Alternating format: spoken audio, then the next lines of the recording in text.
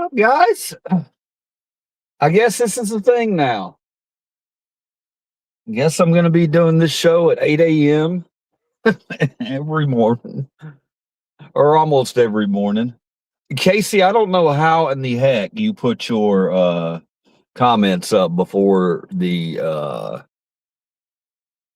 before I even popped in here. I'm very confused. It's been a very confusing morning. Well, not confusing, just you ever have those mornings where you get up and you kind of go do things and you're kind of making mistakes as you're doing them, and you're like, why am I making all these mistakes? No, I love you more. Today is one of those examples. I ordered my usual pick me up breakfast from McDonald's, something little, it's never anything big, just something cheapy just to get me started. And today I decided to go and get an iced coffee, not order it through the app, and maybe try to save some money and go to Circle K and get an iced coffee. I figured I'd try to do that thing where you sneak a soda into one of these, or an iced coffee into one of these, and pay a soda price. I wasn't going to do it. I I know the lady that works here, and I admitted to her what I was trying to do. And then I realized how much how much iced coffee it actually was. And I realized instantly I made a mistake. By the way, the iced coffee wound up being like $3.50. So I would have been better just to get it through McDonald's. So just a cautionary tale there. All right, how are we doing today, guys? We have some cool stuff to talk about. I hope you like my shirt here. Bill Lee's a drag. Showing a little love to the to the red idiot up top of state of Tennessee. Oh yeah, that's it. Now what I had to do, I had to admit that I made a mistake because of this coffee. I made it way too strong. It's way too much of it. There ain't no way in hell I would drink this whole thing, or I would be bouncing off the walls the entire day. So I had to go back and get a how you doing, Raccoon Feral? Had to go get a regular water. Okay, this is not a soda or anything like that. This is a water. So I'm sitting here with a giant iced coffee and a giant water and having to go between the two. So I know, wonderful story. All right, guys, but what's going on in the news today? We got to talk about this. This is an interesting one. I mean, I'm sure we've all thought about it before, but I've never really broken it down the way that I broke it down this morning when I was thinking about Trump. Trump's over there in China right now. And you see the name of the story today. The name of the story is, or the name of the show today is going to be Laugh and Walk Away. Okay, because it's come to that time, guys, where look, they're done. They're done. They know they're done. And it's the writings on the wall. They're done. When Trump said that the other day, last week, about not caring about Americans' financial situations, that's it. That was what we finally needed to snap some people out of it. That did it for a lot of people. That was a big one. Not saying that there's not a bunch of people walking around still in the cult. They are. They're out there. They're everywhere. But especially where I'm at over here in Tennessee. But yeah, I was looking at him today and his China trip. How does he say it? China, however he says it. But anyway, we need to get entertainment out of these people. You know, they're not serious people, and it really is time to start laughing at them in public and turning around and walking away. You know, we're about love now. This hate train it's derailed. Time to get aboard the love train. But anyway, it's a long way to get to the point that I was trying to make. Yeah, and the way Trump talks, let's talk about that for a minute. Today, he's talking about, you know, he's very vague about everything. When he's vague about stuff, that means shit didn't get done. Okay, when he's vague about it, that means nothing got accomplished. So that's what happened over there in China today. But when he does get something done, let's think about this, okay? Let's think about the way he talks, because he talks like an insane person. He talks like a completely insane person. Have you ever heard anybody who says things like, yeah, we got stuff done that no other human could have gotten done. No other person could have got done the stuff we got done. The stuff I got done, no one else could have done that. No one else could have ever done that, what I got done. It was big, it was beautiful, it was the best. No one could ever have done it the way I did it. The man's lost his fucking mind talking like that. So I was thinking we should start applying that to things we do in everyday life. So I'd like some of you guys to send in, you know, to put in some comments that say, you know, using that type of language in everyday situations. Because if you heard somebody out in public talking like that, you would turn around and laugh and walk away from them. You know, I just got this water. I just picked up this water from the store. It was beautiful. No human ever got the water like this. No one poured it like this. No one could have done it like this. This is the most beautiful water in the world. And I did it, and no one else could have done it. What the fuck is going on in 2026 that we have a man like that in power? Really think about that. Let's break it down to a human level. Who the fuck talks like that? Oh, I stopped at McDonald's this morning. It was the most beautiful stop I've ever had. I ordered everything perfectly. Perfectly. No one orders like I do. No one orders like I do. It's really going to hit the spot. It's going to make America great again. That... What the fuck, man? Sorry for my language. I'm going to try to pull that back a little bit. You know, I'm always working on that. I don't want to have to sound like a sailor every time I come in here. I don't know, guys. It's just a very strange thing to have a grown human being that talks like that. Oh, I just started my car. Oh, man, I started my car the way no one else ever could. Oh, wow. Oh, look, I stopped at this stop sign. Wow, look at the way I stopped so perfectly. So perfectly. No other person could have done it that good. It's time to laugh about these clowns, these non-serious people. He's talking about China and what all we got from China, but he won't give you any specifics at all, because you know what? We didn't get anything from China. As a matter of fact, I would be willing to bet that China got stuff from us.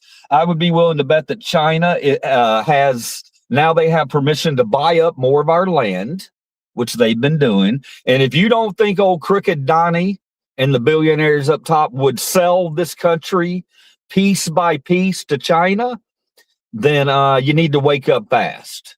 You need to wake up fast. Come on, guys, hit that sub button and get on this train of common sense, this train of love.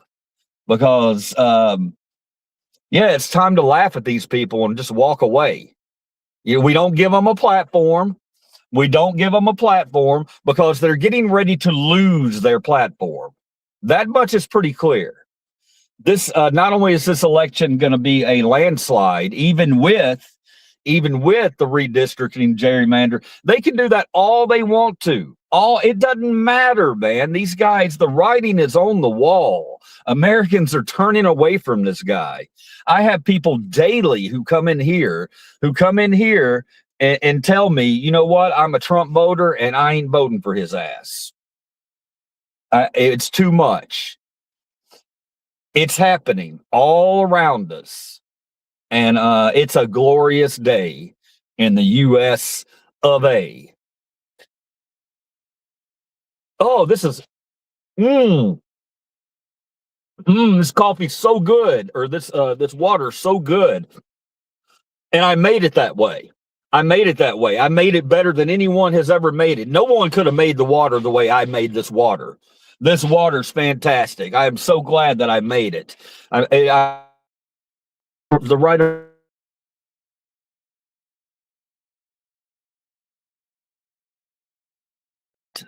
Only I could do that.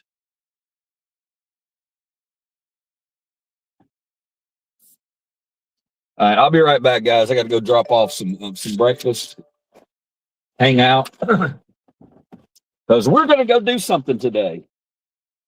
Yes, we are.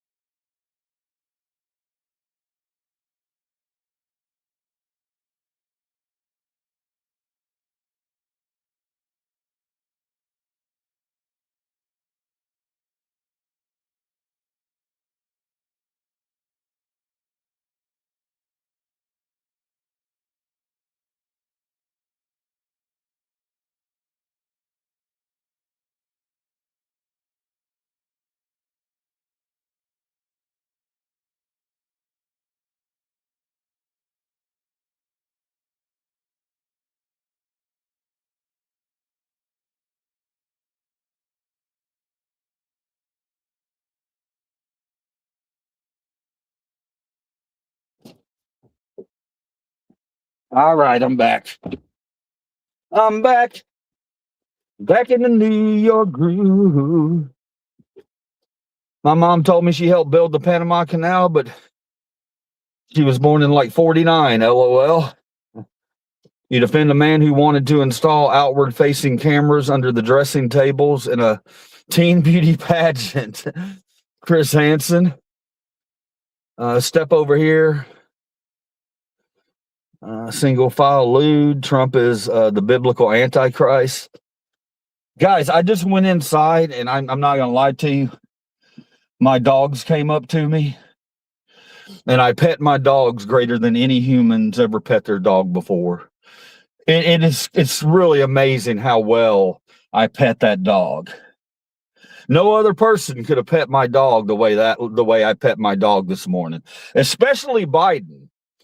Biden couldn't pet my dog the way I pet my dog.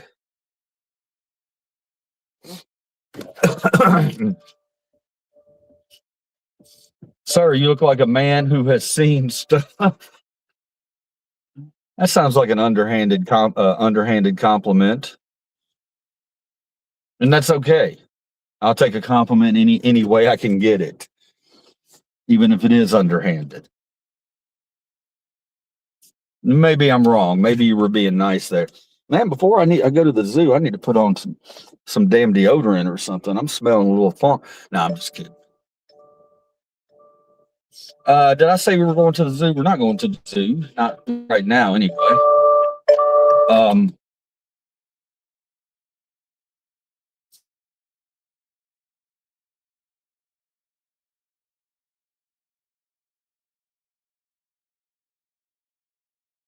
Give me a second to let this come back. Okay, there we go. Guys, if you're tired of everything, I mean, if you think you've lost your mind every day when you wake up and you see the same thing over and over and over and over on the news about how the economy's so great, whatever you see with your eyes, just ignore it. Um, this is what's really going on. You're not paying $4.30 a gallon for gas. You know, he's trying to play these Jedi mind tricks, bro, and it ain't working. It ain't working. People are walking away from him. I want y'all to walk away from him and jump on this love train we got right over here. Plenty of room for everybody. Plenty of room for everybody. It's time for the adults to get back together. And man, I'm one of the most immature people you ever see in your life. So about a lot of things. So for me to be calling myself an adult and saying it's time for the adults to take back over, yeah, that's pretty disturbing. But that's what we have happening, you know. And I love every one of you. I thank y'all for coming over, even if we're on the opposite ends of the political. And let's talk about this also. Let's talk about how, okay, not only is the MAGA movement scared right now, and they should be scared. But hold on. Let's make this a two-pronged message, okay? If you've enveloped your entire personality in a man, a myth, not even a real man, a myth, then that's yeah, you should get angry right now because you're getting ready to lose control of all of that's going away. All of that's going away. The MAGA movement is dead in the water, and it's and you know, I'm here to watch it.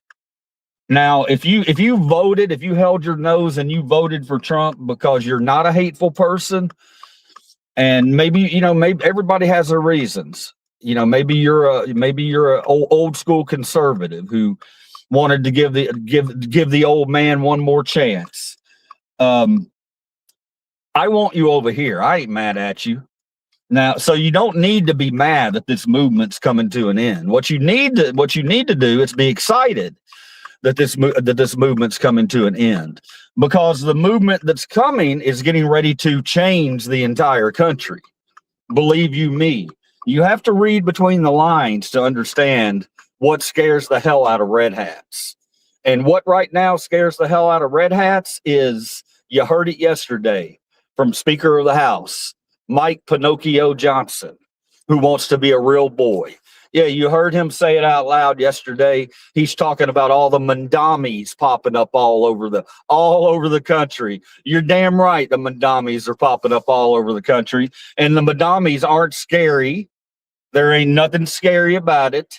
They're here to get the power back to the American workers and the American people. That's a winning message. That's a winning message. Tax the billionaires up top. It's time. It's time. It's time Americans get what we deserve. It's time that we get livable wages, that we get rent prices that are lower, you know. So you're going to hear a lot of fear, a lot of fear. They're going to be going full tilt on how the mandamis are coming in. They're gonna put in Sharia law, whatever you want to call it. They're going to put that in. Ignore it. Ignore it. It's all the echo chamber, the fear echo chamber, guys. Get excited. This is big stuff. Really, really big stuff that we're getting ready to see in this country. And for the red hats out there, believe it or not, this is also going to help you. It's going to bring you guys up too. You know, you've been stuck in this stupor, and you're going to wake up and you're going to realize, oh wow, this isn't such a bad thing helping Americans out. It's not such a bad thing not helping the corporations out. It's not such a bad thing holding billionaire pedophiles up top accountable. It's actually a good thing. So it's morning in America, guys. It's morning in America. Time to wake up today, hit that sub button, and join this love train because we're going right to the top, baby. And all of us are going to ride that wave together. We're going to be happy, and we are going to love, and we're going to learn how to treat people like humans again in this country. You know, the Chud, the builders of the world, they've had their day. They've had their day. And now it's our day. Now it's our time to point at you, laugh at you, and walk away because you're not relevant. You're not relevant. We're taking the power away from that kind of behavior. We don't want hate anymore. We're tired of it. Can you not feel the pulse of the American people? Can you not see my numbers? Watch my numbers. Go on over there and hit that sub button, guys, and let's all do it together. I ain't here to, if you made a mistake, I ain't here to degrade you. I want to welcome you to our side, the side of civility, the side of empathy, the side where we use our mouths and not our fist, where we don't go up to other people and try to antagonize them by calling them the N-word and you know, out loud, saying these things out loud that you may have thought in your head for a long time, but you were smart enough not to say that shit out in public. You've been misled by somebody, and now he's letting you, he's saying to you, these things are okay. It's okay to say these things in public. So, you know, jump on board, guys. We are rolling this love train all the way to the top. All the way to the top. I'm going to get over here and pull over and take care of my trolls today. You know, we got to take care of our daily trolls. Hopefully we can get some of them to come over and use a little common sense and not just flame me for no reason. Not just making fun of my appearance and get a little levity and sanity back. That's what we're looking for. A little sanity and levity and understanding. Welcome to the future of the United States of America, filled with little mundamis. Okay. I just parked, guys. I promise you, I just parked. And it was the most amazing parking job I've ever seen. I don't think any other human out there could do a parking job the way Liver Cheese just parked his car.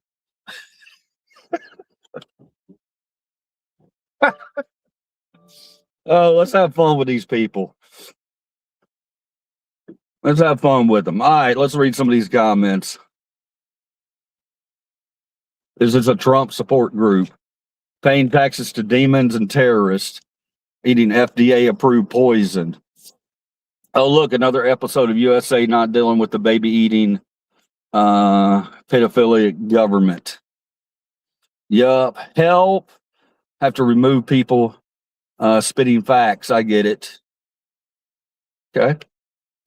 Hey, XCYNN. Let's hear some facts, brother.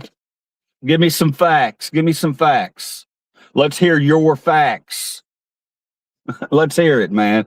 I'm giving you the platform right here, right now. Come on at Liver Cheese. Come on, let's see those facts. Everybody, encourage XCYNN to come in here and get shredded.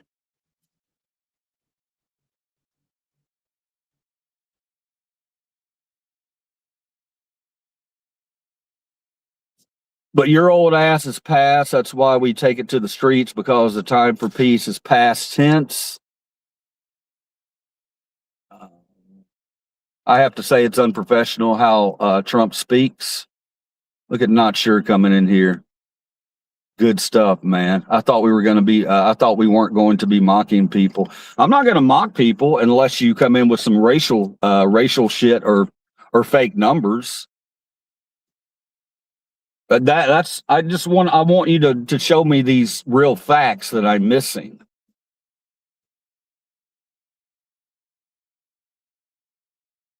No, we're not coming for anybody in particular. I just want, I asked him a question and I would expect a response. Let's see it.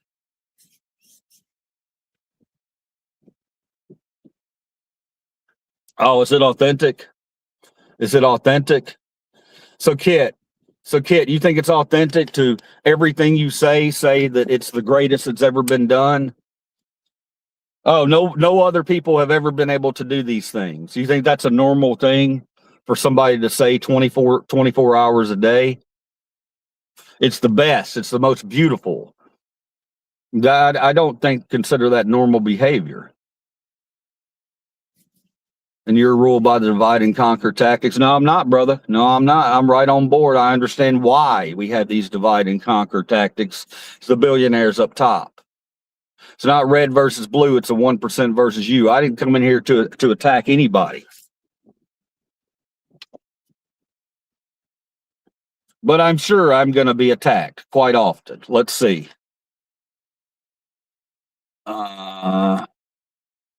Some people just choose sex, drugs, and rock and roll instead of fighting for the rights of humanity. No, it's definitely red versus blue. It's not red versus blue. Absolutely not. Not red versus blue. 1% versus you. Not red versus blue. We want leaders who are not corruptible. That's what we want. We want people who will not abuse their power once we give them said power.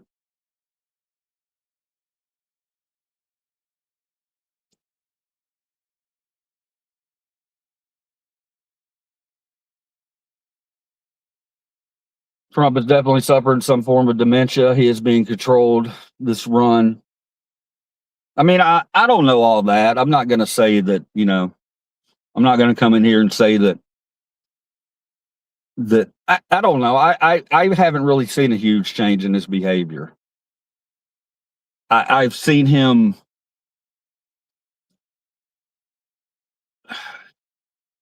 focus on things that Americans don't really want to focus on right now. I mean, it's clear across the board. Americans' number one issue is the economy. And we're doing nothing for the economy. So and he just doesn't want to even talk about that. All he wants to talk about is his war in Iran. He wants everybody to forget that we're paying $4.30 a gallon for gas and our grocery prices are skyrocketing. He wants us to say, he's telling us, even though you see that, even though you see a 12-pack of Coke for $11.99 now of canned Coke, even though you see that, he wants you to believe that that's not really there. But we're the ones who have to pull out our pocketbooks and pay for that $12 12-pack of canned Cokes, which just 5 years ago, 6 years ago was what was it? $6 for a 6-pack of Cokes, $7. I mean, look, guys. I don't want to come in here and start a battle today. I want to spread love and positivity. I want you guys to know that, even if the unthinkable happens and Trump, loses his power, don't be fearful. Don't be fearful. There's not people out there who are trying to put Sharia law in. These are all fear tactics. They're all fear tactics. And the minute you start talking about taxing the 1% in a way that they need to be taxed, socialism, the word socialism comes out, and they think that word is such a boogeyman word that it's going to win them another election. It's just not. It's just not, because most Americans are out there and they're like, I don't care what you call it. You can call it socialism. You can make up a new crazy word for it. Call it, I don't know, something with blue. Just come up with some term that's going to scare people. And push that and push that and push that. But our eyes are open, man. We're just asking for help. We're just asking. We want to be treated the same way as the billionaires up top. We want to have those vacations. We want to be able to have a little bit of money to put food on our tables, to take ourselves out to a movie every now and then. This is not a me coming in here to flame red. It's just not. Now, do I have to attack some people who are, who are diehard, who just will not understand that there's a movement going on in this country? If you're a feelings-based person, then I'm going to have to let you know that you're a feelings-based person. I need to see facts.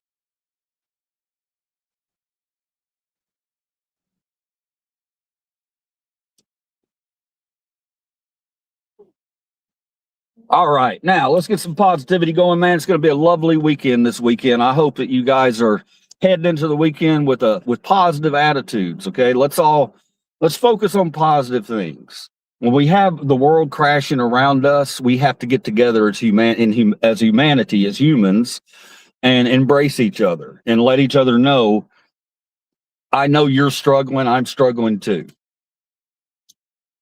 Let's struggle together and get through this. And that's what I'm seeing around me. And it's glorious to see eyes opening up. It's not about a hatred towards one man. It has nothing to do with that. It has to do with an attitude towards humanity and empathy. We want that. We want some positivity in our lives. We're tired of waking up every day into just negativity.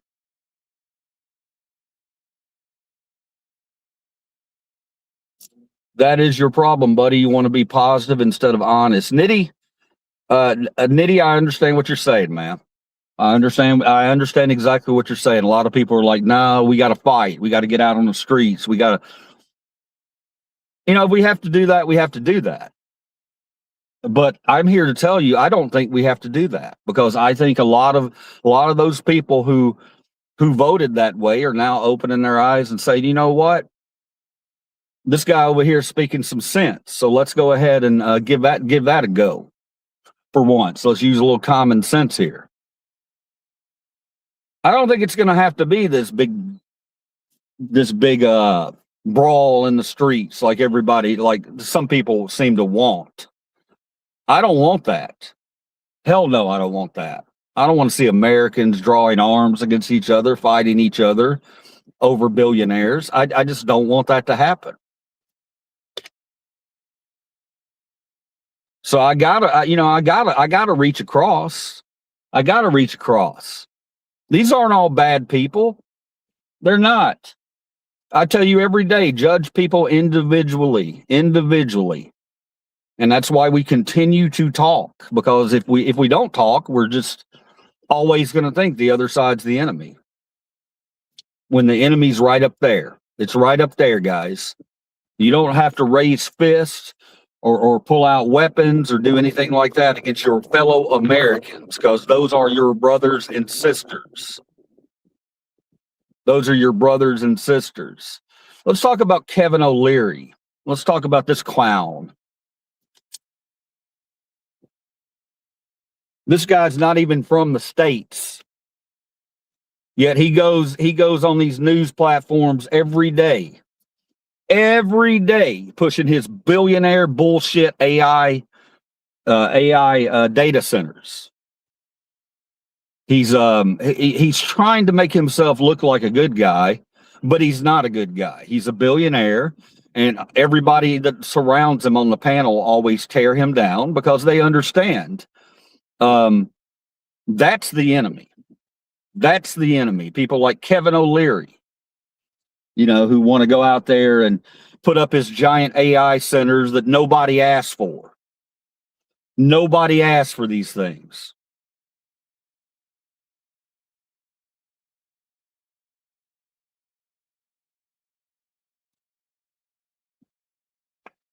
I'm not sure coming in, man. Not sure coming in with the strongness, man. I appreciate you very, very much. I'm gonna continue to tell you that. Not sure. Not sure is the guy in here. Not sure is one of the pieces of evidence that we need on this channel that we're guilty of it too. We just attack anybody with a red hat, and that's easy to do. But I'm here to tell you, a lot of those people, now's not the time to attack them. Now's the time to reach out to them and say, come on over here, let's talk. Let's talk as humans. Because I love all you guys. I love every one of you, man. I want us all to get back to just understanding that it's okay for us to have different opinions. It's okay. We just can't we can't get so angry and triggered by it that we go out every day and we're, oh, that's my problem right over there. That's the problem. Those people right over there. It just and show a little kindness towards each other. The truth is grim, and as long as you hide that, you'll be happy with your drugs and Wi-Fi.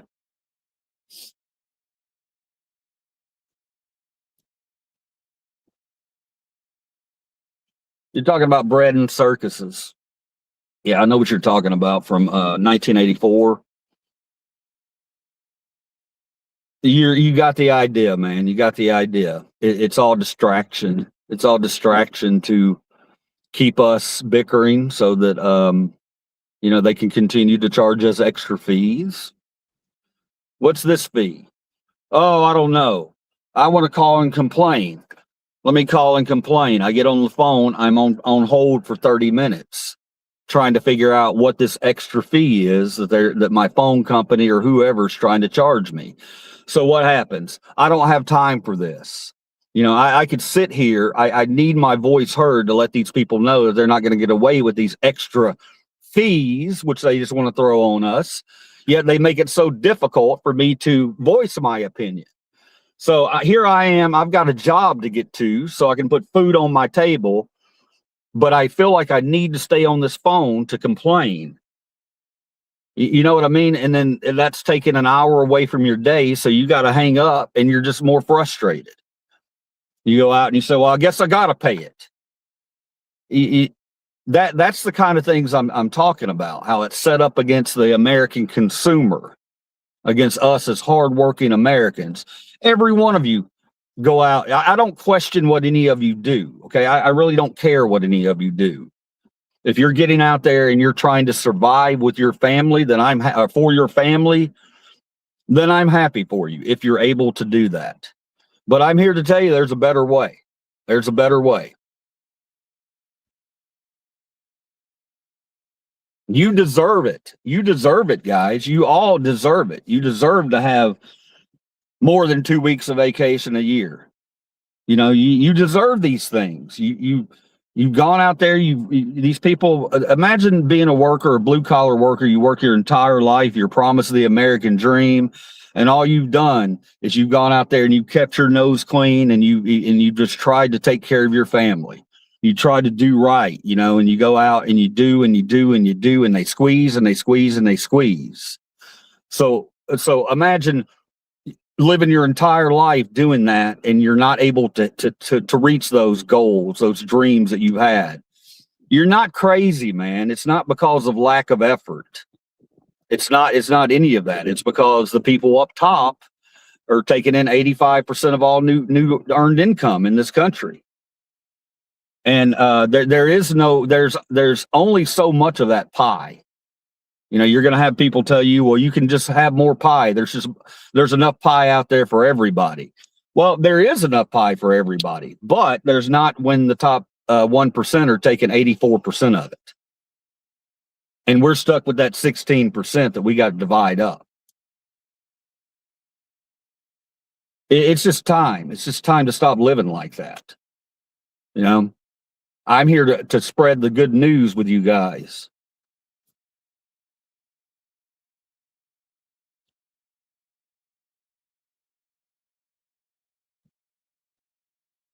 War is peace, ignorance is strength, slavery is freedom, since you mentioned 1984. Left is right. Did I skip somebody? You need to make sense before I censor your ass. You can censor me, man, if you want to. That's okay. We're still out here. We're still out here. You can block me. You don't have to listen to me. It's all right. I'm not in here forcing you to listen to me. But I do want to tell you I value your opinion and I love you as an American. Left is right. Left is right, and men or women, when you accept these falsehoods as truth, I think you've been domesticated beyond repair. Um, Look, man, I'm not even talking about that kind of stuff right now. I'm not talking about all right, what makes a man, what makes a woman. I'm not talking about transgender athletes. I'm not talking about none of that stuff because that's all culture war stuff. It's all culture war stuff.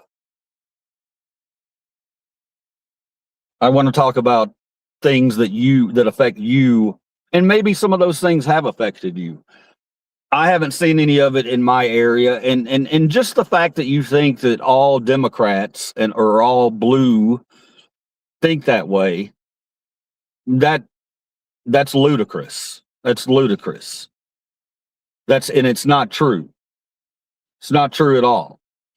Difficult topics when you talk about trans athletes and all that. But it's it's a difficult thing. And when you talk about people saying, "Oh, I was born a man, but I think I'm a woman," those are look, man, those are things that one day we'll have to address. But it's not the most important thing right now. That's what I'm getting at. It's really not. The important thing is right there, holding these clowns up top accountable. Me neither. I'm talking about the ability of your government to make you think lies. Yeah, and again, and this is where I'm going to let you guys know that the Democrats are beholden to corporate interest also.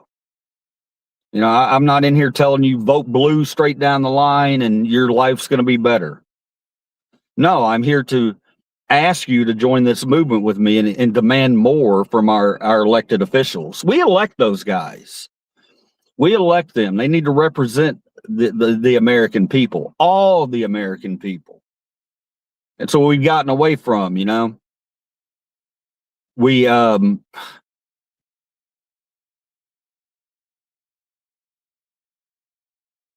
we've lost our way. Transgenderism is training tool, arbitrary, yes, but a big part in your brainwash. Well, I mean, you're telling me that, but I'm also telling you that I don't agree with these things.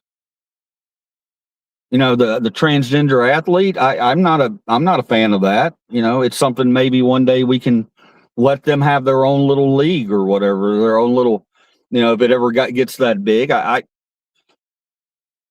it's something that can be addressed. But you're saying that I'm telling you that I'm not. I'm not brainwashed into believing that.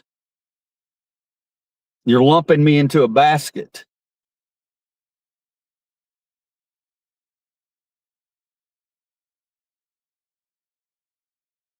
I see goodwill behind you. Goodwill has been to my family, been able to support a family of four the last 15 years comfortable.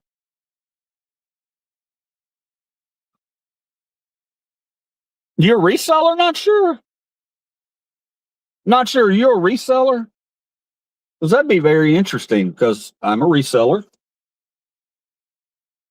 Well, I used to be a reseller. Not not so much anymore, man. The economy, people just aren't they're not buying my collectible GI Joes and my my big boy toys. They're not really buying that right now. They're when the economy's hit the way it is, I got to figure out another way to hustle, because I'm not being a reseller is very difficult at times like this. I appreciate that comment there. A plan takes time. Exactly, boss. It does. Haha, this is refreshing. Men have to be tricked first. We're all brainwashed. We fund it all willingly. Well, boss titties, by the way, I got to give you props for your name. I'm not gonna lie. I'm gonna try to sit here and figure out why you came up with that screen name, because I'm a human being and I'm interested in human behavior. Boss titties. I I don't know. Are you the boss of a strip club? Is that is that that's what I immediately go to when I see that screen name. Maybe you're not. I don't know. I think it's a funny screen name. I'm not coming at you for it. I think it's kind of funny. We can't even well, most libtards are for trans people. I don't believe that. I don't believe that, ROBC. You're lumping everybody together, man. I consider myself progressive. I don't consider myself a liberal or a libtard, as you say it. I mean, I may have some of those views. I may understand some of their movement, but the stuff that's way far over there on the left, most people on the left, they don't want to have nothing to do with that. They're just yelling out, "Hey, where's my representation and my piece of the pie?" So I get what you're saying. I get what you're saying. It is part of the culture wars, but also don't forget that the culture wars were put in place by the elites up top. The elites up top who want to make this country elite and working poor. They don't want a middle class. They don't want educated. They want the elite and the working poor, because if they eliminate the middle class and they demonize education in this country and they make us all dumber than a box of rocks, then we'll just continue to blame each other while they continue to loot our money from us.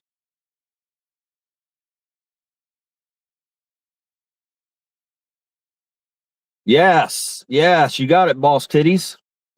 It's actually about race. They want to get rid of white people as revenge for the Holocaust. Well, that's a heavy one right there, Greatest City. I'll take that on, man. I don't believe that.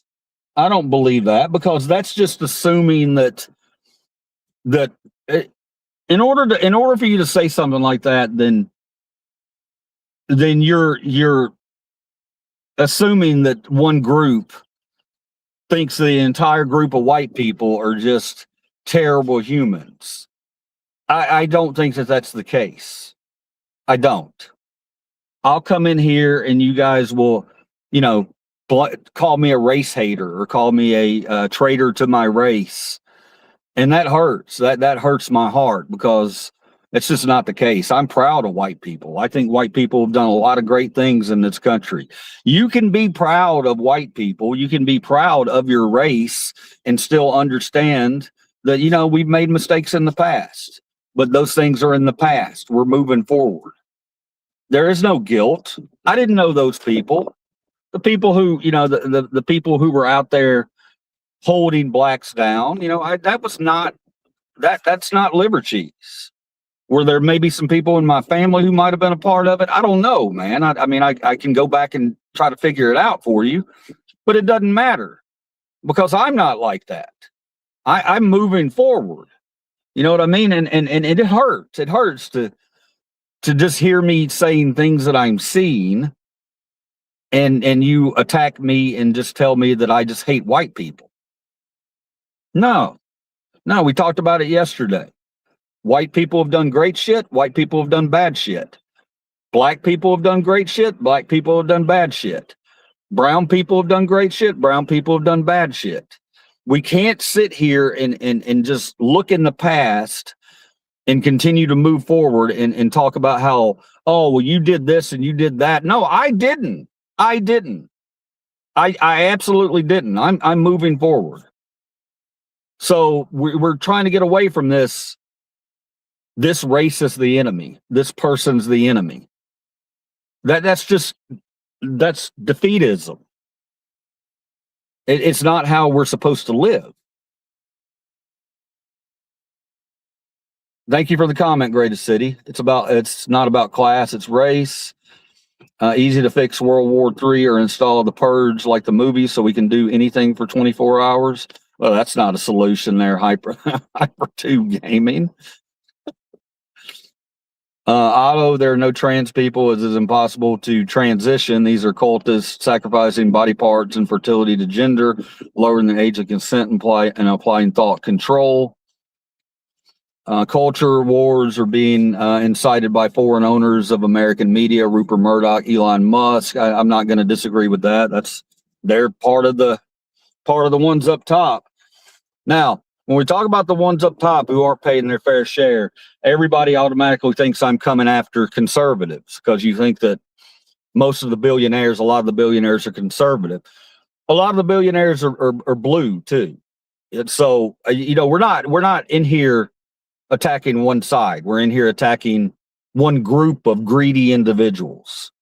I don't care if you're red or blue as a billionaire. I just want you to pay your fair share of taxes.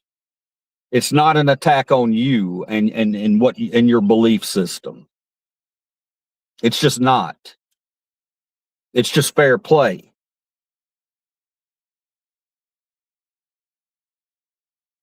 It's not about whites being evil. They're just too dangerous for the elites. Each race has unique behaviors, and whites create political systems and expand them. Whites are dangerous to the elite. Well,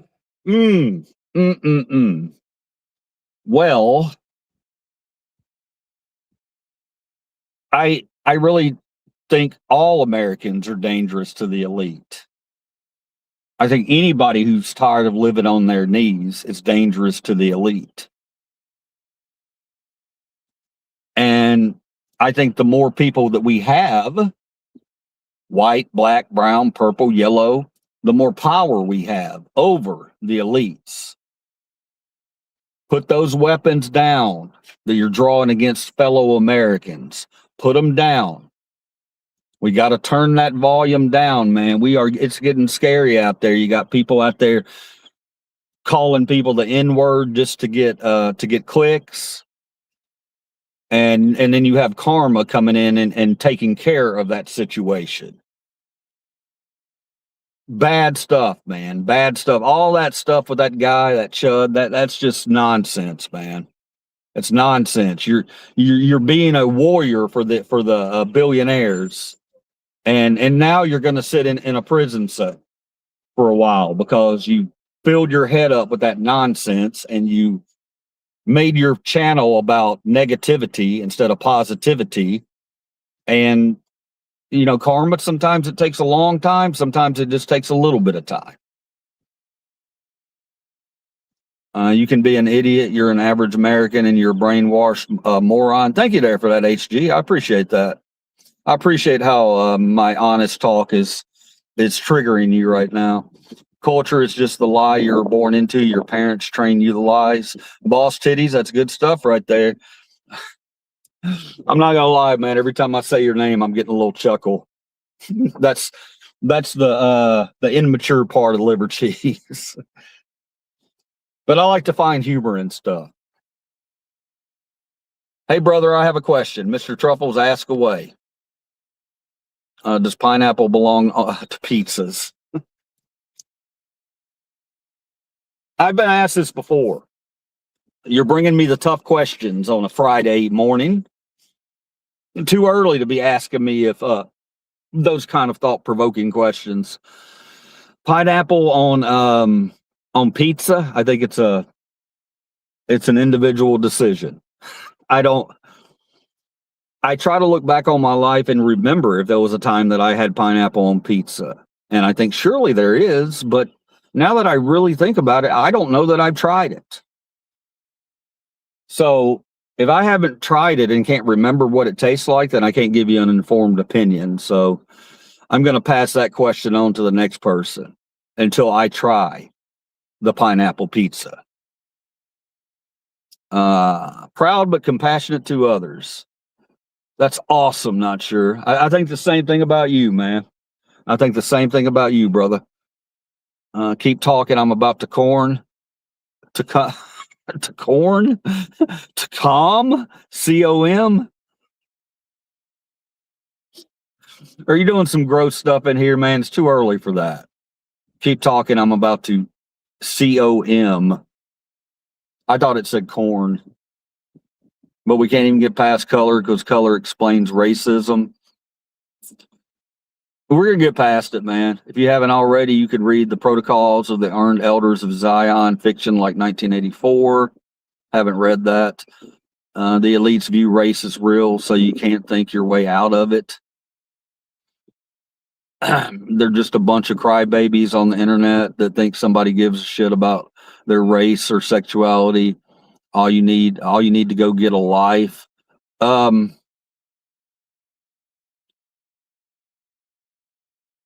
mean, you got crybabies all over the internet, brother. All over the internet. If you talk about crybabies on one side, I can point out crybabies on all sides. And I think it's just a natural thing, man. I think that people are so frustrated financially that that we get to these places that we really shouldn't get to. You know what I mean? That should never be the first thing you go to. Well, it's got to be the blacks. Oh, it's got to be the brown people. Oh, it's got to be this. It's got to be that.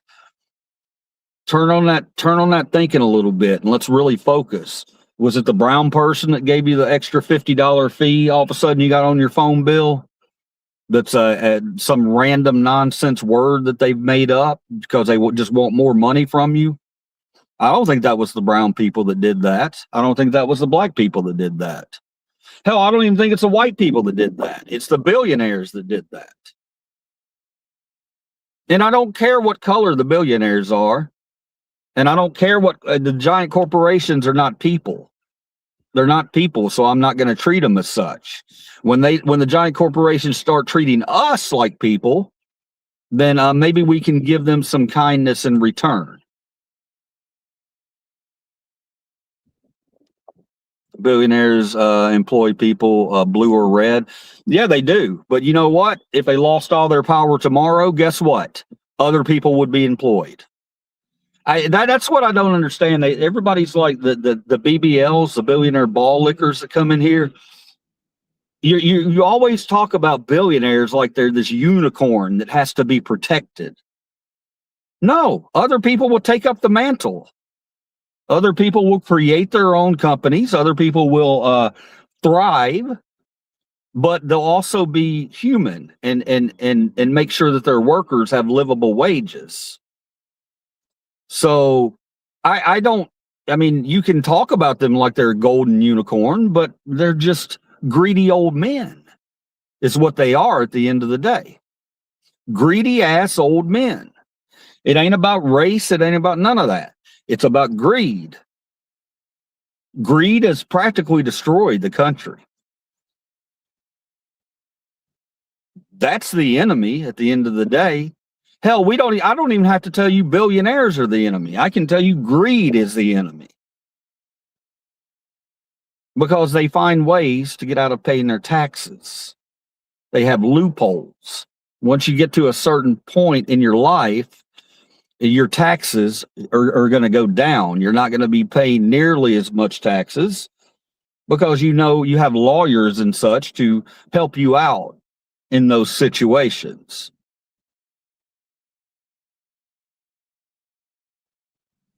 It don't matter what side. We don't all have to believe the lies. They need us to all pay for the lies. Excellent. They take all the risks. They get the reward. What risks do they take? What risks do they take? Tom, tell me what risks they take. Tell me what risk billionaires take. Do they risk paying themselves a little bit more for that extra yacht? Is that what the kind of risk that you're talking about? We have this narrative in our heads that little Jimmy woke up one day, little Jimmy who lived in a poor neighborhood, and he went out and he pulled his bootstraps up and he got a job, and then within 15 years, little Jimmy was a billionaire. That's not the way it works. You're born into that kind of money. You're born into that kind of money, and you're born into that kind of greed. Everyone at the bottom just want free stuff paid by others is a problem. Star comment of the day by Sue. Sue coming in with the billionaire ball liquor language. Not true, Sue. It's just not true. Unless you have facts. If you can show me some numbers that everyone at the bottom just wants free stuff paid by others. That's a huge statement right there by Sue. Sue, since you come in with such a huge blanket statement, we got to see facts. Show us some facts. I need your sources. I need all that. Otherwise, you're a feelings-based person. That's what you feel because that's what you see on the news. But it's just not true. Is the safety net on the bottom being gamed by certain people? Of course it is. Anytime you deal with money, I don't care where you're at on the scale, somebody's going to be abusing this on the scale on the. I got lost there for a second. I don't care where you are at financially. People game the system. Now, what do you do about that? Yeah, you got to find them, but you know what? When Americans see you only looking for the corruption in the poor and in the safety nets, when Americans see that happening and you're not turning around and you're looking for the corruption up top, then yeah, that's what makes a revolution. And that's what we're seeing currently right now in the United States of America. We're seeing the birth of a nation opening their eyes up to the corruption and the greed up top. Sue, thank you for coming in here and putting everybody under the same blanket and judging everybody. Rethink the way you think. I need you to go away for a day or two and then come on back. Rethink it. I need you to keep your eyes open. And you tell me who's taking money out of your checks, who's taking money out of, who's adding fees to this and that everywhere you go. Little 20-cent, 30-cent charges up, prices constantly going up. When's the last time the giant corporations lowered prices on anything? I'll wait. Sue, you have the floor, Sue.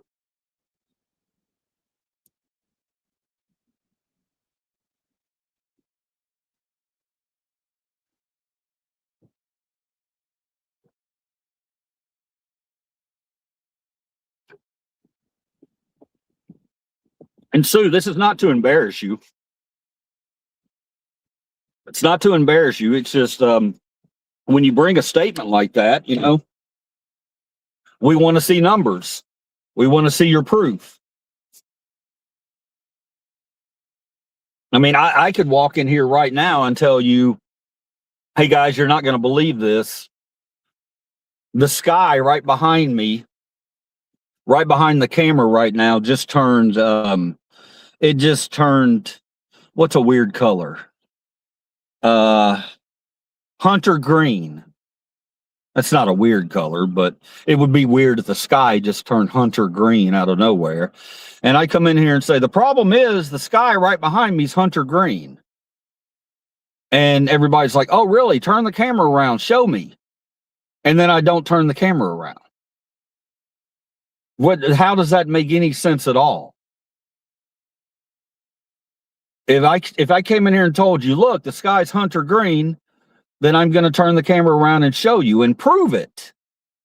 So, Sue, I expect you to prove to us that everyone at the bottom just wants free stuff paid for by others.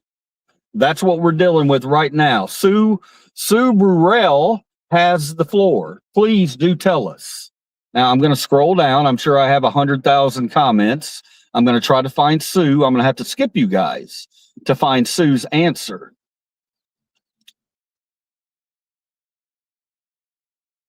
Without those rich business owners, we would be a third world country. Okay, she followed up. Okay, without those rich business owners, we would be a third world country. Okay, explain.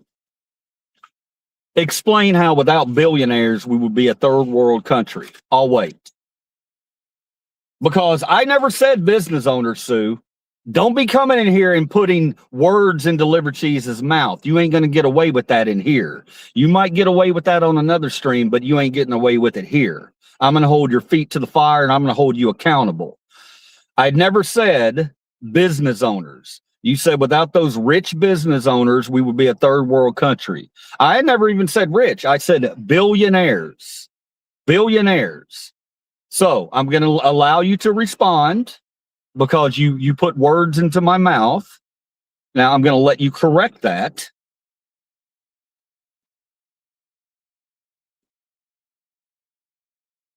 No, we're becoming a third world country because of those companies. Bam. Uppercut. Mr. Good Citizen coming in with the uppercut. It's a strong uppercut too, because all you're doing is forcing her to prove it. And if she can't prove it, she's a feelings-based person or she's a billionaire ball licker. One of the two. A lot of people don't even know they're billionaire ball lickers. They just go through life and they take it and they say, well, they need that. These people up top, they need that extra yacht. They need that. They need all that stuff. They need these record corporate profits. They've got to have record corporate profits, even though we can barely afford to put groceries on our tables. So you got to do better. You got to do better than that, man. And I love you. I want you to come over here and see this side. But I'm going to hold you accountable.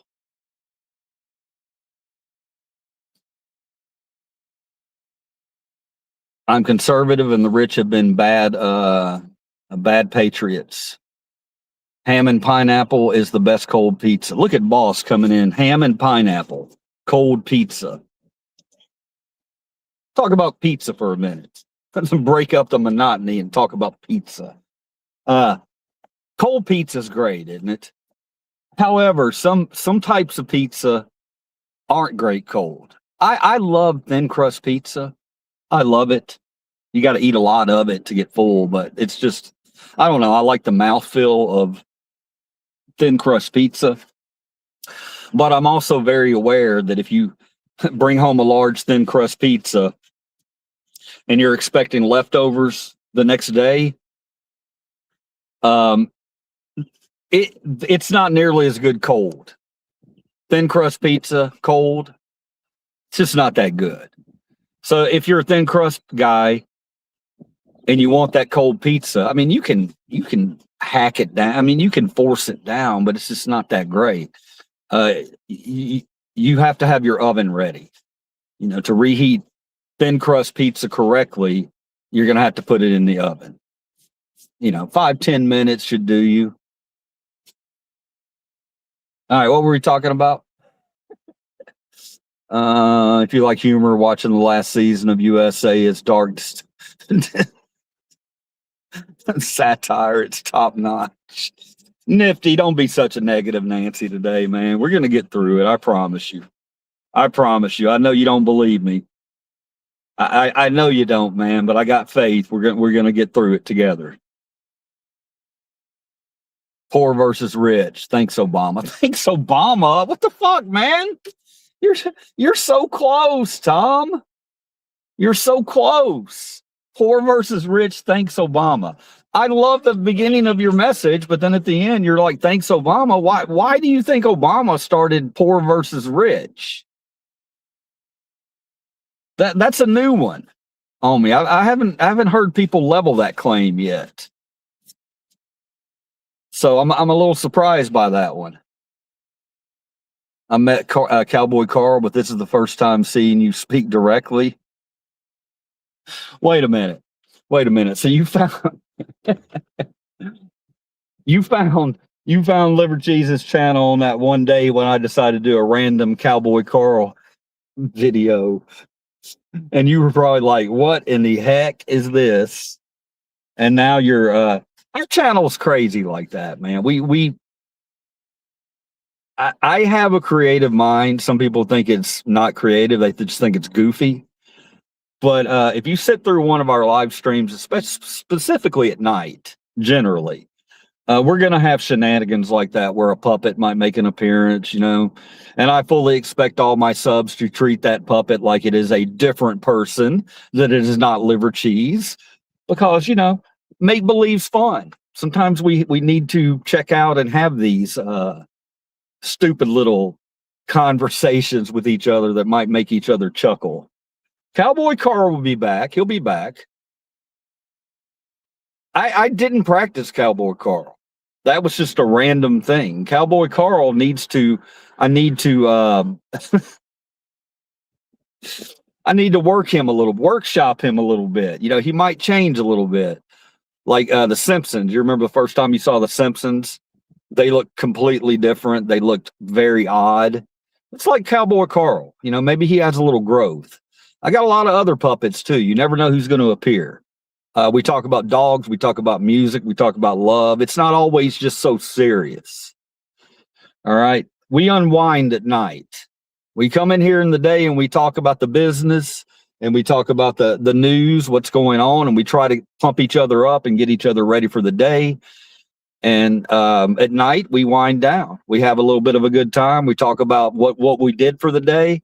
We talk about our accomplishments. We respect one another, and we answer questions about everything, not just about politics.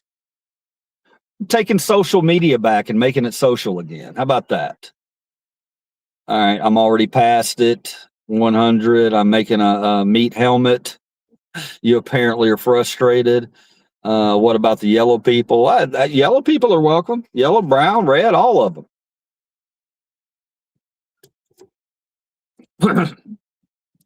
As long as you ain't hurting other people.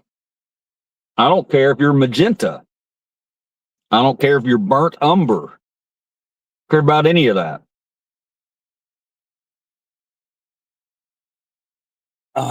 Humanity does it through unified actions. Boss coming in with another star comment.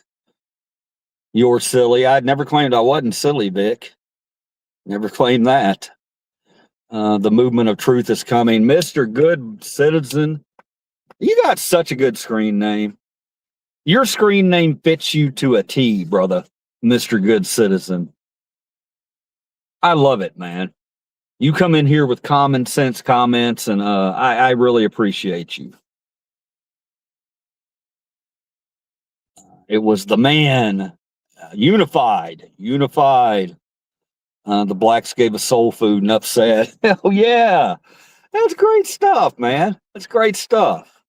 That's a star comment right there.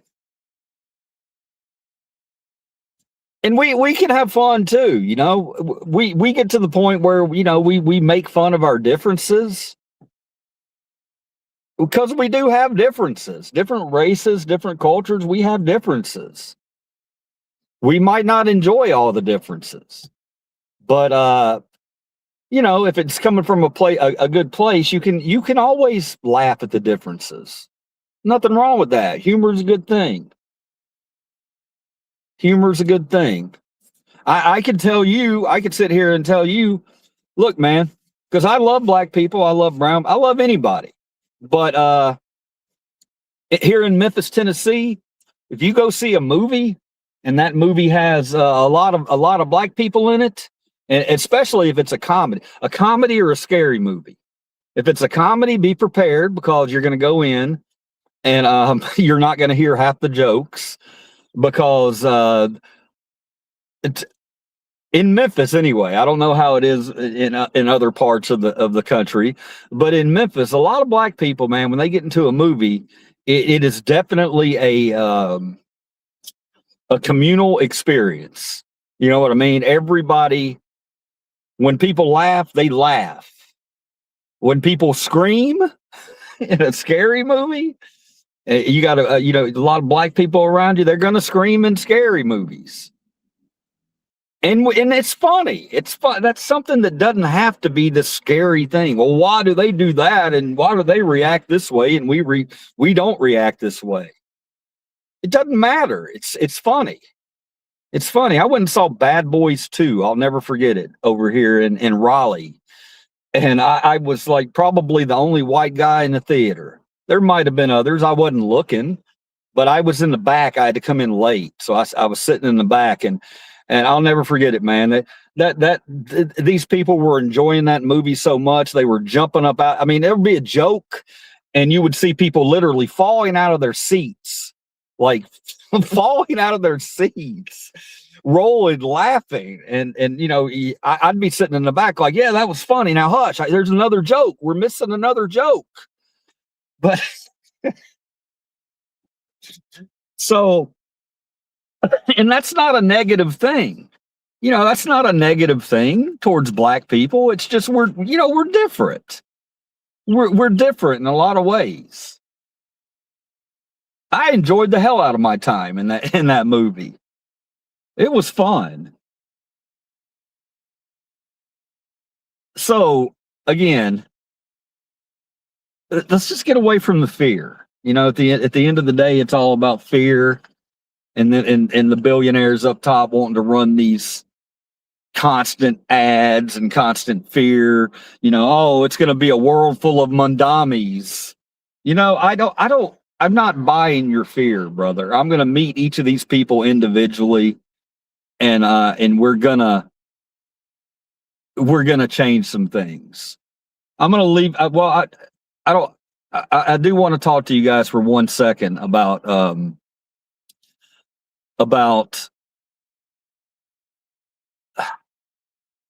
the redistricting in Tennessee. It's a big thing. It's all over the news.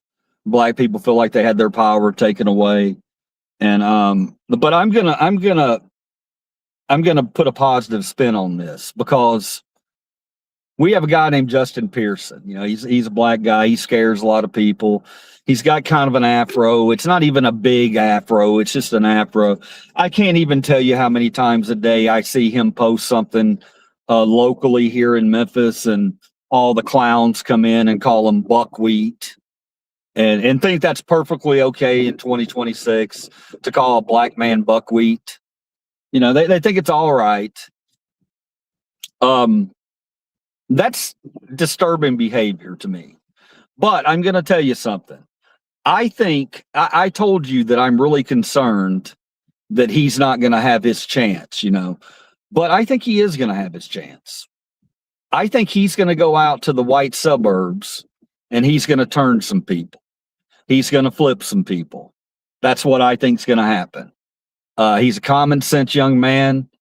I know a lot about his policy. Hopefully this weekend I can get an interview with him tomorrow. Hopefully, fingers crossed. But, it was all doom and gloom because they redistrict our area and spread the black vote out.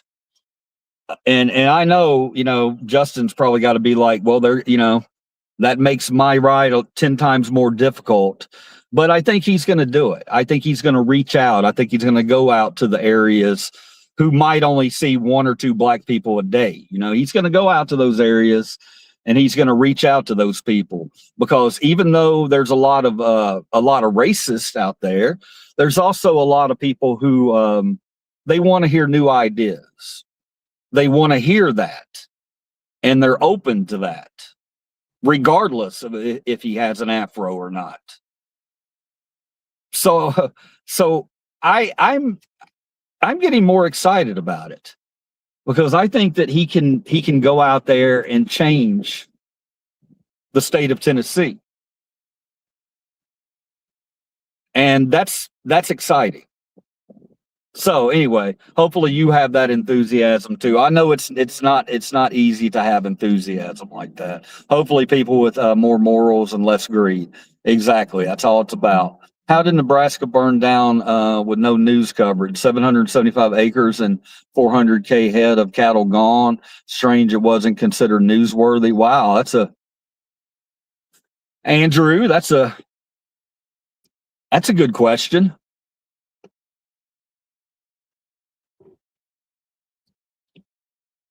The people up top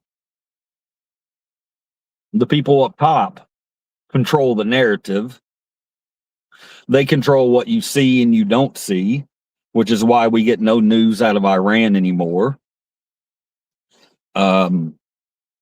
And I mean, that's my only guess is that I can tell you for whatever reason. Well, they didn't want that story to be covered, so or it could just also be there's so much craziness happening in the world that a lot of things don't get the attention they deserve. 100%. OG Kicks, what's up? Yup. Sorry, OG, just getting to your message 20 minutes later. Guys, I'm going to have to skip a lot of these comments. I apologize for that. I always want to read all your comments. Can't watch this rude asshole. Bear. How have I been rude? Bear, I want to know. I when you throw a suggestion out there like that I've been rude, I would like to know how. If you're still here, that was at 9:08. It's 9:23. You're probably not still here, so I'm not going to waste my time. Bro, yapping and that's no job. I got a job, brother. I got a job. It's educating Americans. Educating Americans and not just educating Americans, getting Americans on board this love train, brother. It's the greatest job in the world. I don't get paid a damn dime to do it, but I'm damn proud to do it. And I'll continue to do it. Now, you can call me a loser because I don't fit into your window, your picture of how a person should be living in the States. You think we should all have the same kind of jobs, doing the same kind of things every day. Sorry, I apologize to you, mixed skeptic, that you think that I'm not living my life the way you want me to live my life. Sorry to disappoint you so much. Now, you can either stay in here and talk to people, or you can just continue to troll on. Both sides accuse the other of doing things they do also. No doubt about that, good Mr. Good Citizen. Both sides are up top are beholden to corporate interest. We need to find those people that greed and corruption and money chasing the paper isn't their thing. I'm still waiting on y'all to say it. Still waiting on someone to say it. Hadn't had anybody say it. It's clear. It's right in front of your eyes. So if you want to say something crazy about Liver Cheese and about what Liver Cheese should be doing with his life, I think we know where this is going. Then go ahead and throw that up there. I just need to see it with my own eyes. Blue doesn't bring receipts. They bring propaganda. Okay, that's a good one. Okay, so what do you think Fox News is? What do you think Fox News is? You say that Blue only brings propaganda. What do you think Fox News is? I'll wait. A company that had to pay, what did they have to pay? 300 million? They had to pay something to Dominion because they went in and badmouth Dominion without facts, and they wound up having to pay a lot. They also had to admit that they are not a news channel. They are an entertainment channel. A lot of people seem to have missed that Fox News had to say in a court of law, that they are not a news channel. They are an entertainment channel. And you're coming in here saying Blue doesn't bring receipts. They bring propaganda. Well, Skylar, right back at you. Propaganda on all sides. There's enough to go around for everybody. Now, Skylar, open up those eyes and listen to me closely here. It's not red versus blue. It's the 1% versus you. All right? Problem solved. Darren, I've forgotten more about the issue than you'll ever know. Darren, what? Air fryer is better. That's a receipt. Thanks, Orange Goomba. He has won Iran war 12 times. That's all. We don't know what the heck's going on over there, man. We have no idea. All I know is that apparently China doesn't want anything to do with it. He came out and he said something very basic, like China's not going to give weapons to Iran or something like that. But China is basically going, no, that's you. That's you. You deal with that. They've done like every other major country in the world has done, and said, well, you got into it, get yourself out of it. Obama brought back racism. Okay, how did he do that? Real hillbilly. How did Obama bring back racism? I'll wait. Let's talk about that. Let's talk about how Obama, according to Real Hillbilly, brought back racism. Do tell. How did he make your life so bad that racism came back? And so right there, Real Hillbilly, I'm going to poke a hole in your argument because you're saying Obama brought back racism. Yeah, racism was never gone, brother. Never gone. So I'll poke a little hole in that argument right there. But I'd like to hear how you think that Obama brought back racism. And why the fuck are we talking about Obama anyway? Why? Why would we be talking about Obama? Why would we be talking about Biden? Why would we be talking about that? That's whataboutism. Whataboutism don't do anything for us. We ain't moving forward if all we're doing is pointing and well, what about this? What about that? What about this? That's not progress, guys. That's not progress. Most people don't have the work ethic to better themselves. People have to work for what they want. That's true. You do got to work. And I mean, I've met poor people struggling around here, and all of them work their asses off. All of them. Anybody who's ever come to me and talked to me and we've talked about the economy or whatever in public, they're not freeloaders. They ain't living off the government. No, they're working. They're working 2 and 3 jobs. Oh, now you're going to avoid the topic. You have to tell everyone they're the greatest lie. Mister, I won't argue with the uneducated. I'm more informed than you'll ever be, dude. And if facts and evidence triggers you, so be it. No apologies for being correct, dude. People turn your TVs off and start thinking, Mr. Good Citizen, Mr. Good Citizen. Always coming in with the goodness. What it's all about at the end of the day, right there. We talk about billionaires. We talk about the division in this country, the hate in this country. And Mr. Good Citizen comes in with a simple solution that we can all do. Turn off the TV, start thinking, start talking. Beautiful stuff. Darren, nice try, just repeating what I said. You all wake up and serve the lies every day, even when it's crumbling. Speaking of news, who is glad the kids in Iran can play soccer in the streets again? Give yourself a pat on the back. I don't know anything about kids in Iran playing soccer on the streets. Whatever their issues are over there,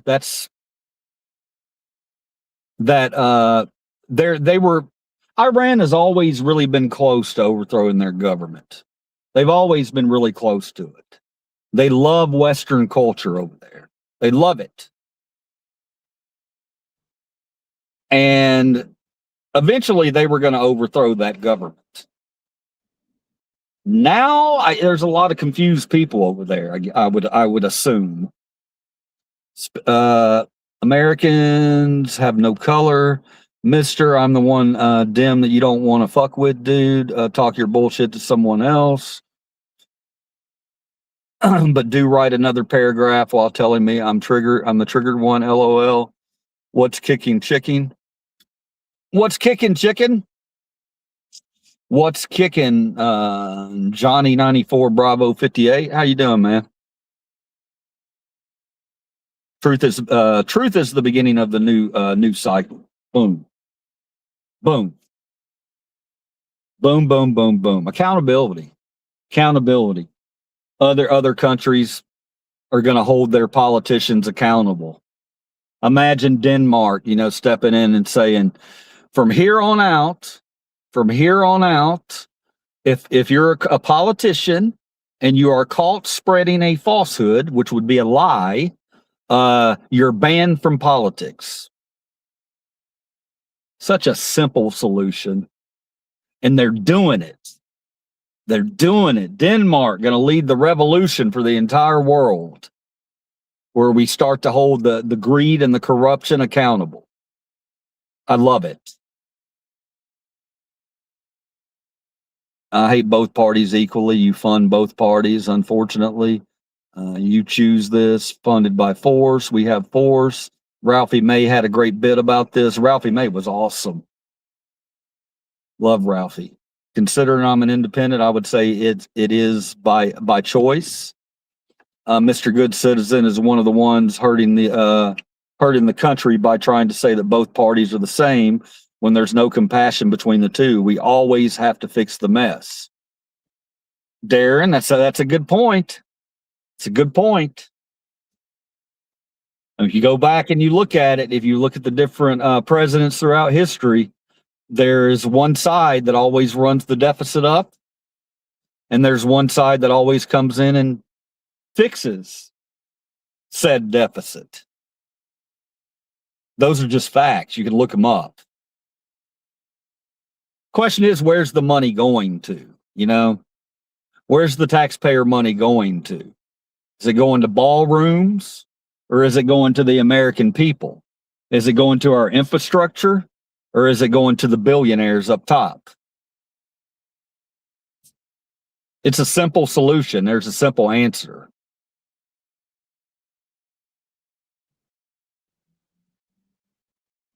Oh, my phone running out. What do y'all want to do today, guys? Y'all want to go to the zoo? Did we go to the zoo today? How am I looking on gas? I'm looking good on gas.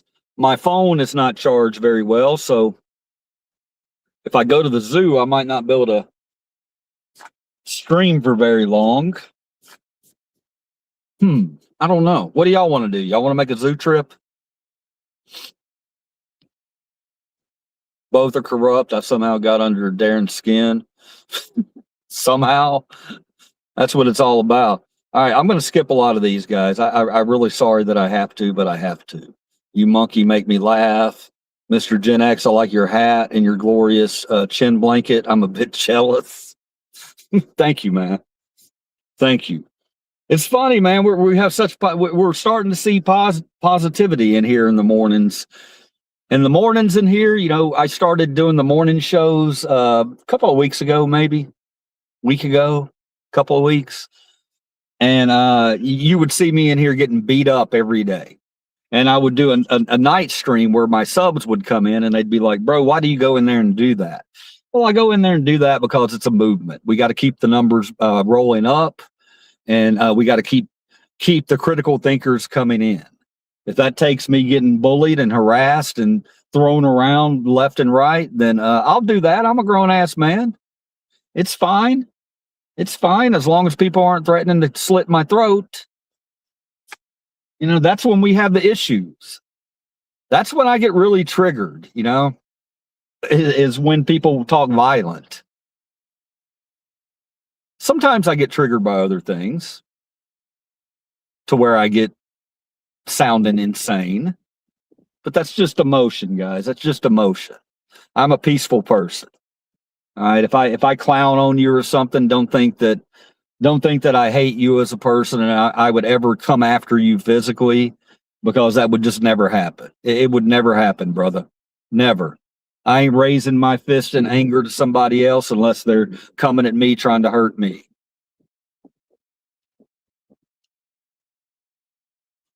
My facts come from common sense of what I see. Thank you. My insurance doubled to $700 while ballroom is being built. How am I supposed to feel about that, MAGA? Diana coming with a bullet point. We're going to star comment that one.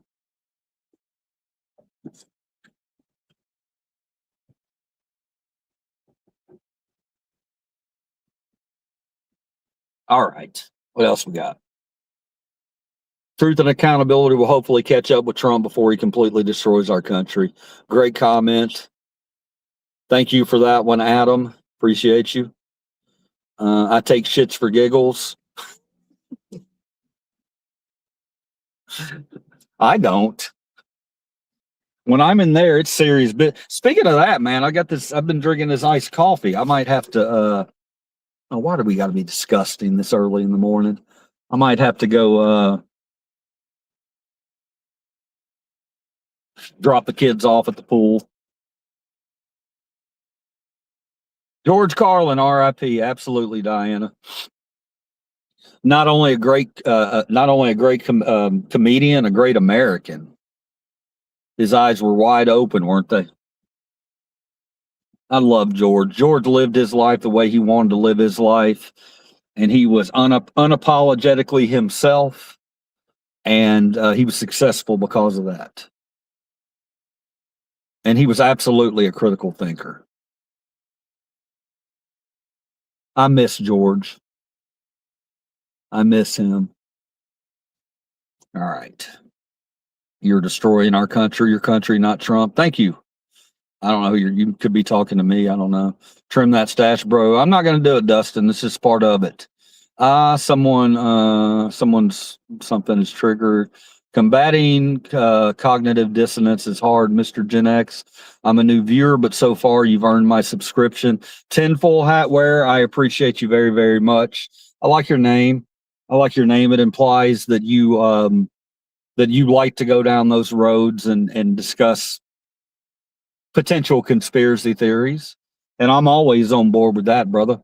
Always.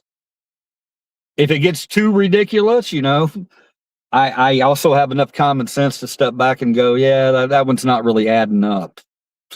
So, Tinfoil hat, welcome to the group, man. I look forward to hearing your input, and I look forward to your valuable contributions to this channel.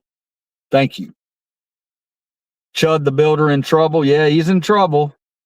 Donated money. Bro, I just caught my dad with a pre-op transsexual. I think I'm scared for life. I need therapy. Therapy. Is that a true story, Cool Wizard? Are you in here trolling, man? Are you in here trolling? It's okay if you are, man, but if it's a true story, I would really like to know that that's an actual true story.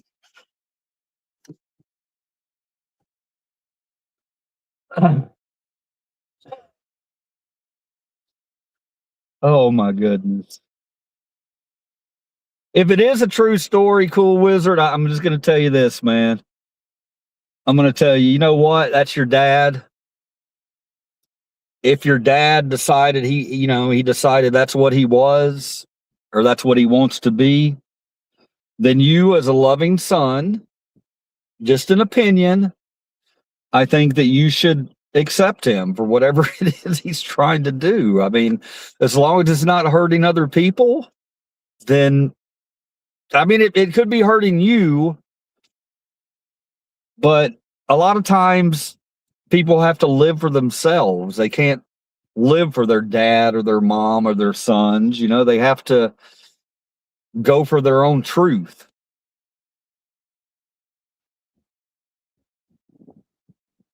Where's the best place to take a dump? Boss titties, that's a great question. That's a really, really great question. I would say first off would be a toilet. That would be my first, a private toilet. A private toilet would be my first choice of where to take a dump. Now, if you find a place of business that's not very, very busy, then that would be your second option. But if it's a busy place, then you're going to run that risk, and you know what you're doing. If you're getting ready to drop something that is going to affect other people, you know that. You can tell it in your stomach when you're getting ready to have a bad one. If you're getting ready to have a bad one, save that for home. Save that one for home. You got to think about other people's noses. At a minimum, you need to be schooled in courtesy flush. You got to get that courtesy flush. That's just being a human, being a good human being, letting people know, And the thing about being in public, there's things you can do now that help you out. If you have your smartphone with you and there could be some strange sounds coming from the stall, turn on your smartphone and put it on a little ditty or something, have a little bit of background noise so that you can cover up these horrific noises that are coming from your stall. So that's why I would rather, in an ideal situation, I would rather it be at home or in a private bathroom.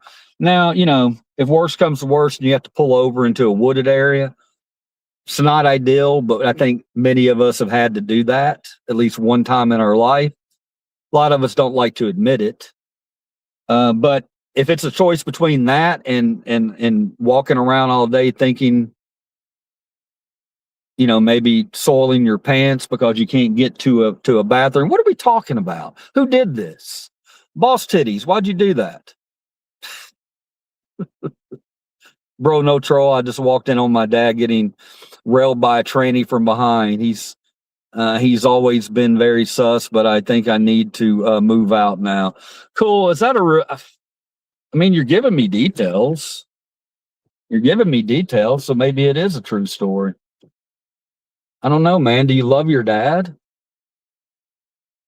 At the end of the day, if you love your dad,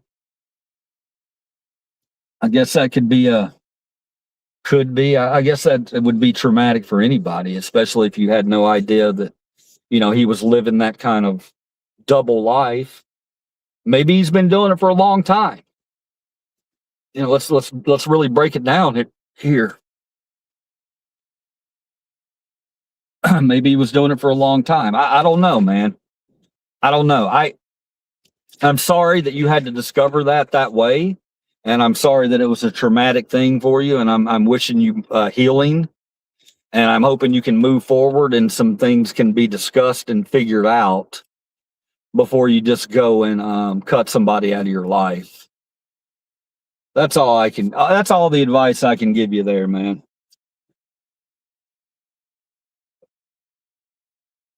Bro, spitting words of wisdom. Thank you, Bug Eater. That's a cool name.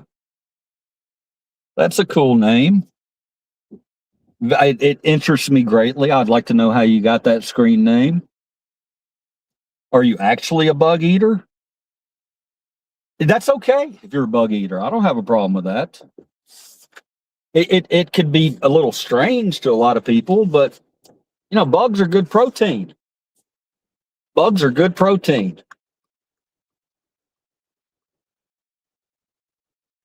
Or maybe, I don't know. I do these sometimes. I do these things sometimes, guys. I'll read people's screen names and it'll make me really think, sometimes too much. But I like to weave stories. Mental stability. Now I'm driving, so it's going to be, I'm not going to be able to even read these things until I get to a stoplight, because we're safe here. We don't do stupid things. Mental stability needs to be really looked at. That's the thing. Do you recognize you have an issue? Most deny it first. So thanks, bro. Yeah, we don't take care of our mental health nearly enough in this country. You're absolutely right about that, Diane. Absolutely, you're right. And our financial situations, unfortunately, exasperates that mental health crisis that we have in this country. Because imagine, Diane, you could be this. You could be a person that goes out every day and you live your life to the best of your ability. You do good by others. You work hard, and it's just not quite adding up. You know what I mean? You're not getting the accolades and the livable wage and the things that you really deserve. That's because of greed. And that ties right into the mental health thing, because if consumers are pushed enough, even a person who's perfectly balanced mentally, it can get to. It can get to you and make you not, make you have weird thoughts and hopefully not make you violent. Because at the end of the day, violence that ain't the answer on any side at all, ever. Well, not ever. There is a time for violence, but we don't want to talk about those things. We want to try to stay on the positive road because that's always the last ditch thing. We don't want any of other Americans to hurt because somebody may picture them as the enemy. Good stuff, man. You guys are coming with some good stuff today. It seems like you guys grow every time I come in here. We get more and more people who are willing to throw the ideas out there and actually talk critically, think critically. It's great, man. It's great. It's like a therapy session every day when I come in here. And I want you to know you're giving it to me also. If I'm saying anything that helps you, then that's great. But you guys say things that help me all the time. And I love you for it. It's so cool. It's nice to be able to smile about things, It's nice to be able to believe in your heart that humans are going to win out. The real humans are going to win out, not the ones who go out on the street trying to rage bait people with certain words. That's time to laugh and walk away. That's great. All right, I'm gonna try. I got to stop drinking this coffee. It's really making me yap this morning. But I just can't stop.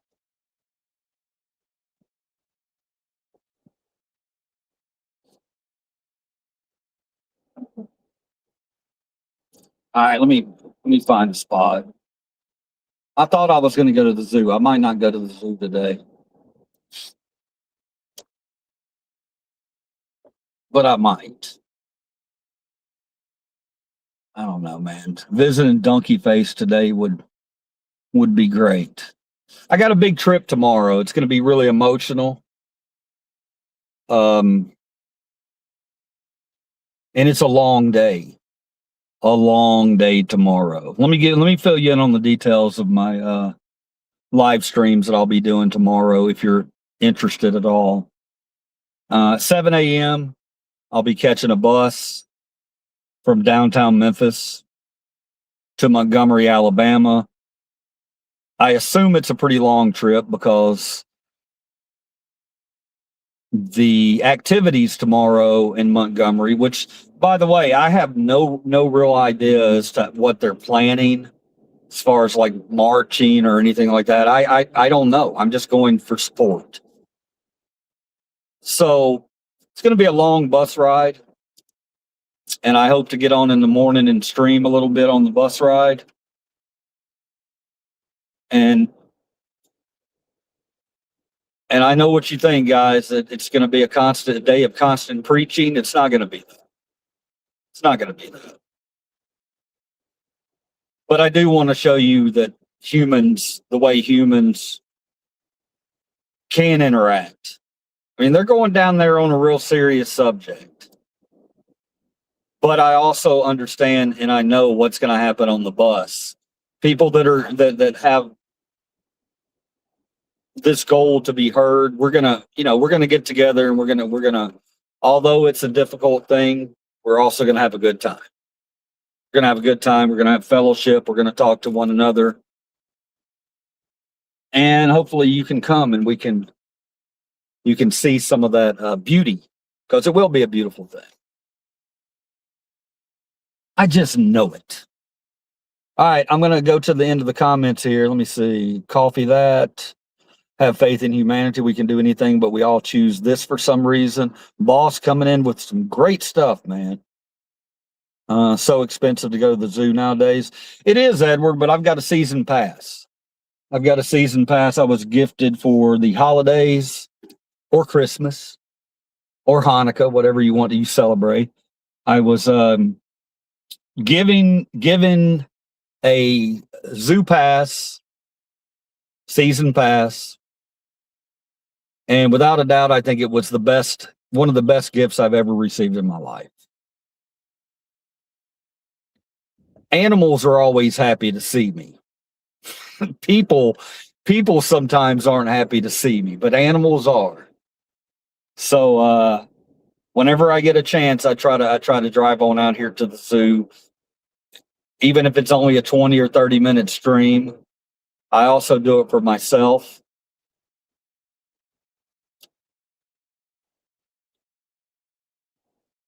But it is expensive. But I would suggest checking out, if you have a city around you, give them a call up and see what kind of passes they offer.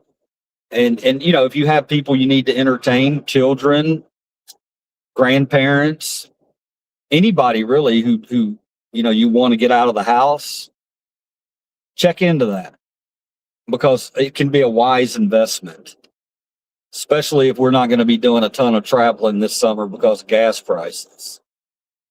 It's nice to have that. You know what I mean? It's nice I can wake up and go, okay, well, I've done the work that I need to do today. So do we have time to stop at the zoo for an hour? It doesn't have to be the zoo. It can be a park. It can be anything, outside of the house that's away from that damn TV that is constantly filling your head with propaganda and fear.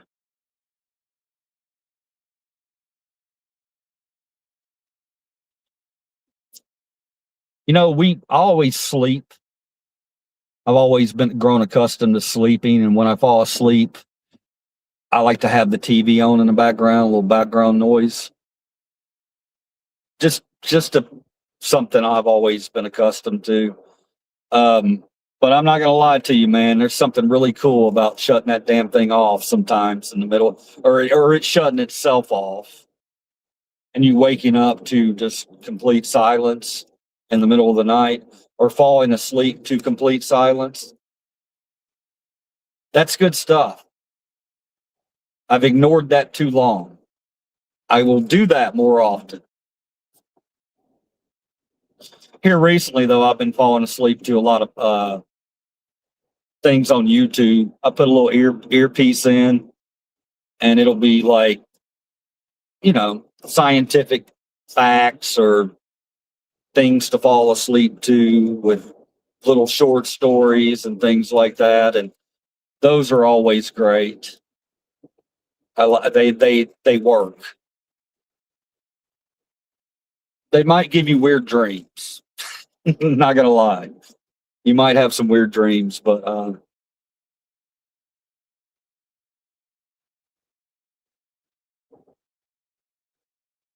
time and temperature check, Memphis, Tennessee. It's 9:55 a.m.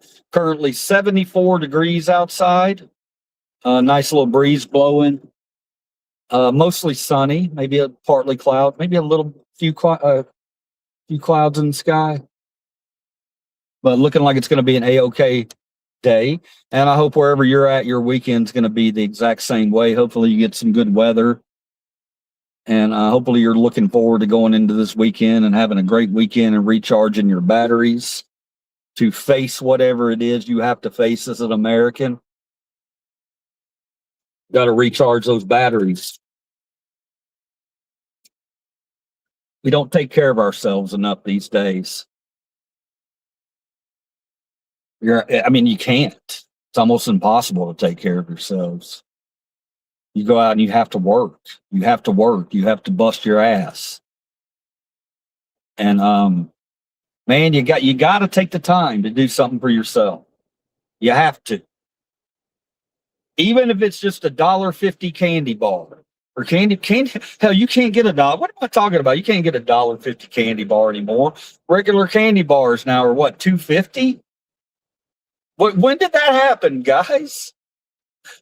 When did regular candy bars get to be $2 and something? What? That happened when I had my eyes closed. They're sneaky, man. They're sneaky. But I give you permission. I demand that you take care of yourself as a person. If you want that $2 candy bar, you pick that $2 candy bar up and you enjoy that $2 candy bar. You've earned that shit. Don't let anybody tell you that you didn't. That's where we're at.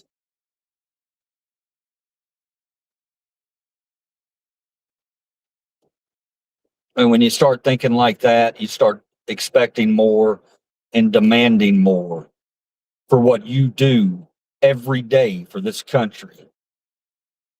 Proud of every one of you. Proud of all my workers getting left behind in the US of A. Proud of you. You deserve to have that.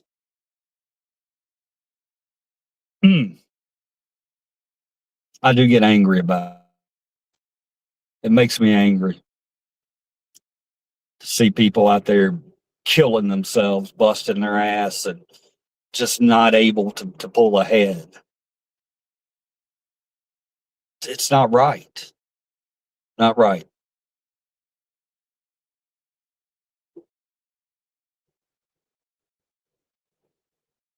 Is my phone charging? Let me see.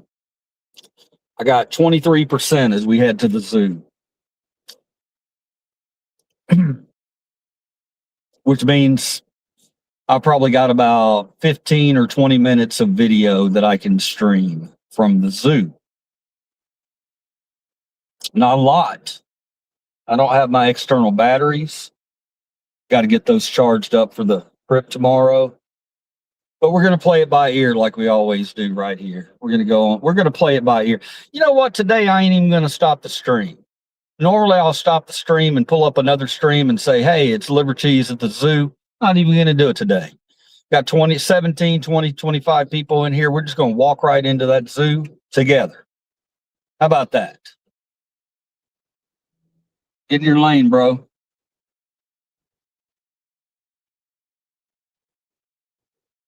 A lot of times on this channel, man, you'll come in here and it seems like nothing's going on. Next thing you know, we're catching something amazing on video.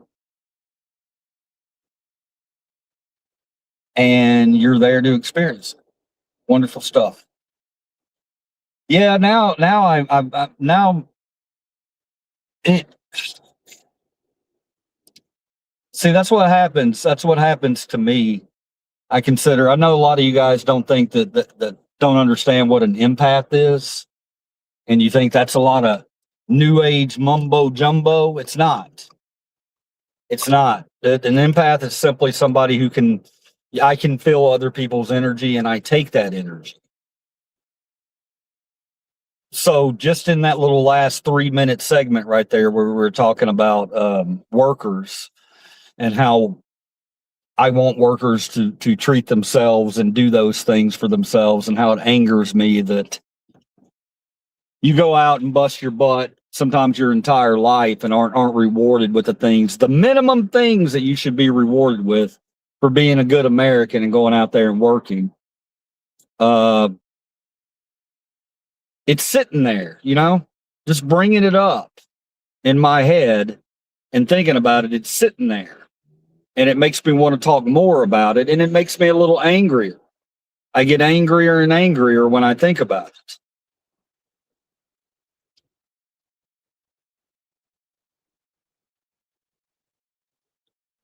But we got to stay positive.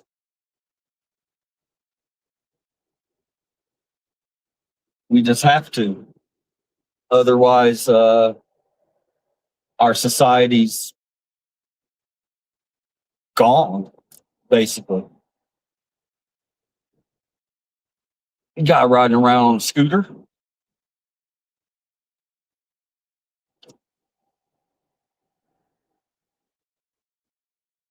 Anybody else ever wish they just had a bike that you could just ride around and get to that place where you could set the car to the side and bike to work or bike to the store? We don't do those things anymore in America, do we?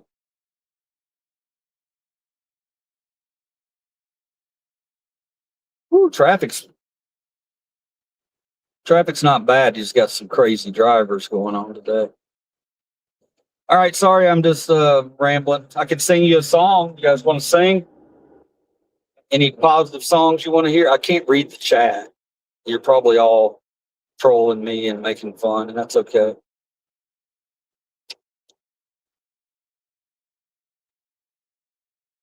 Homeless people, God bless them.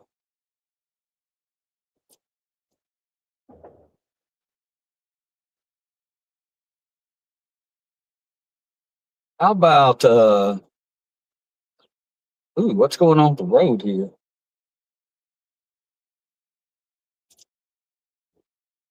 From a phone booth in Cheyenne, made a promise to Diane. No more rodeos, I've gone my last go round. Same promise that I made in San Antonio and Santa Fe. But tonight I saddled up and let her down. Wild horses keep dragging me away. And I'll lose more than I'm gonna win someday.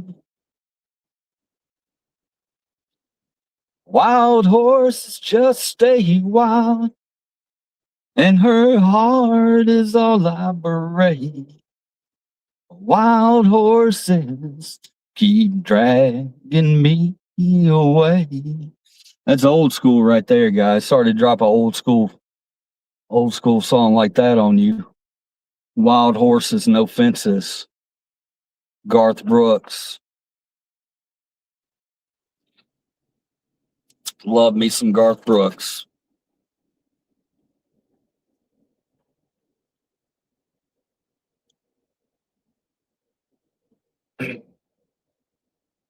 "3:30 in the morning, not a soul in sight.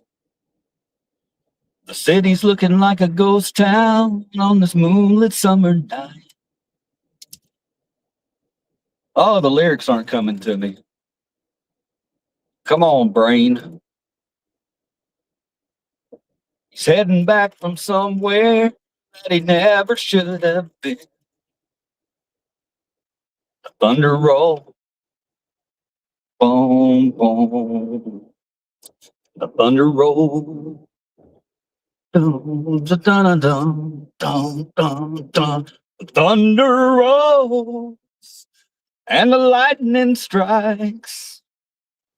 Another love grows cold on a moonless night. It's such a healing thing to do that. I hope y'all do that. I hope my subs, I hope when you're driving down the road, sometimes you just turn the radio down and just start singing a song a cappella. It's very healing.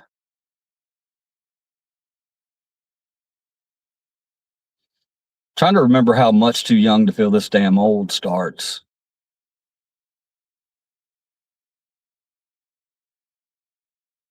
How does Much Too Young to Feel This Damn Old start? Because all I'm hearing is Wild Horses. I think those songs are a little similar, so it's hard for me to.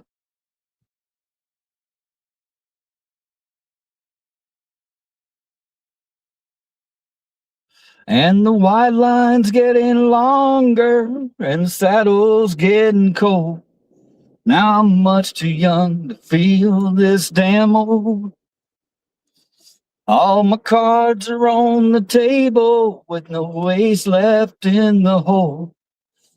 Now I'm much too young to feel this damn old. Call my house, but no one answers. For the last 2 weeks, no one's been home. I guess he's through with me. To tell the truth, I just can't see what's kept the woman holding on this long. There we go. I remember I used to sing that song, much too young to feel this damn old, and I believed it. And I was much too young to feel this old, but I'm 55 now. So when I sing that song, I'm not much too young to feel this damn old now. I'm older. So the song hits a little differently as you age. And I can see I'm running the viewers off. Good stuff. Now, I don't want to run you off. I just get bored sometimes as I'm driving through certain areas and I can't read your comments. And I just don't want to spew political stuff. Sometimes you just don't want to do it. You want to back away from that. You want to focus on other things. I'm getting my mindset for the animals, getting my mindset for Donkey Face. I didn't bring Donkey Face a carrot. Man, we should stop and get a carrot for Donkey Face. He keeps coming to me and he wants to see me and he loves me, but I feel like I promised him that carrot that one time, and now every time he sees me, he's like, "Where's the carrot? Where's the carrot? Oh, good to see you, liver cheese, but where's the carrot?" Man, I did it again, Donkey Face. Showing up at the zoo with no carrot. You think Donkey Face will still love us?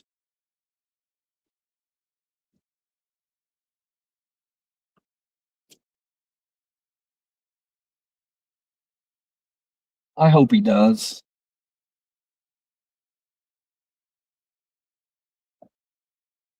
I can't wait to see him. That's what we're going to do. We're going to go live. We're going to walk right on over to Donkey Face. I see a lot of buses turning in here, so this could be a process, which it's okay because I need my phone to charge up anyway. But yeah, it could be, we could be sitting in a line here to get into the zoo, but that's okay. That's okay. Those are the kind of things we just got to learn to expect to happen. At a minimum, guys, we can focus on how we interact with people as we drive. We can, this road rage stuff, we got to, I've been guilty of it. I'll admit it. But we're trying to work on that. You know what I mean? Country going to shit. We all fund the crimes against humanity for a nice car and status.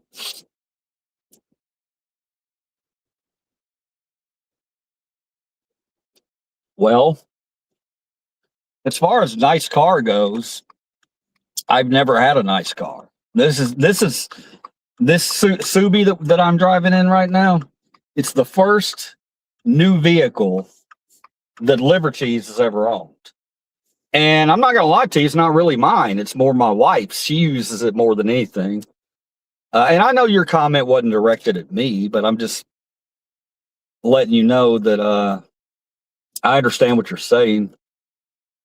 I do love this car, though. I'm not gonna lie. Not paid for. It's definitely not paid for.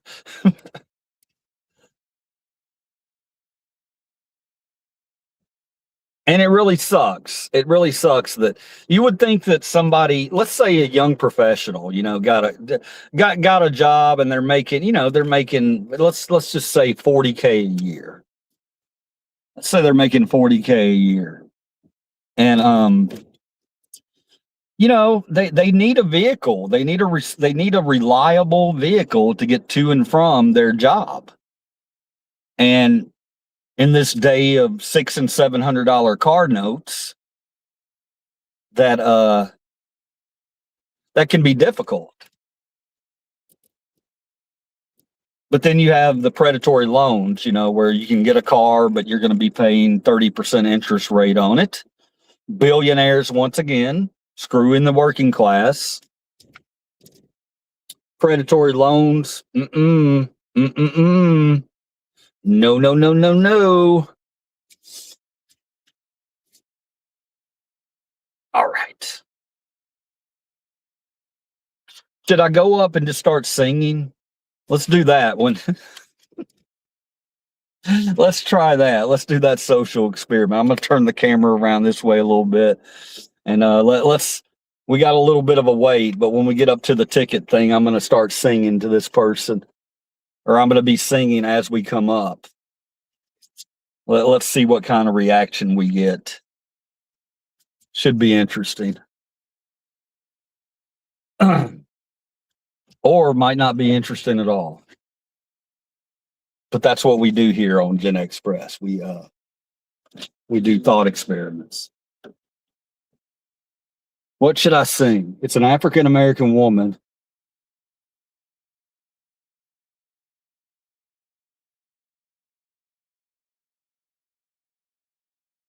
I got it. I know what I'm going to sing.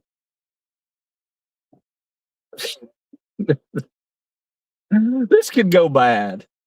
I don't think it will, though. We'll see.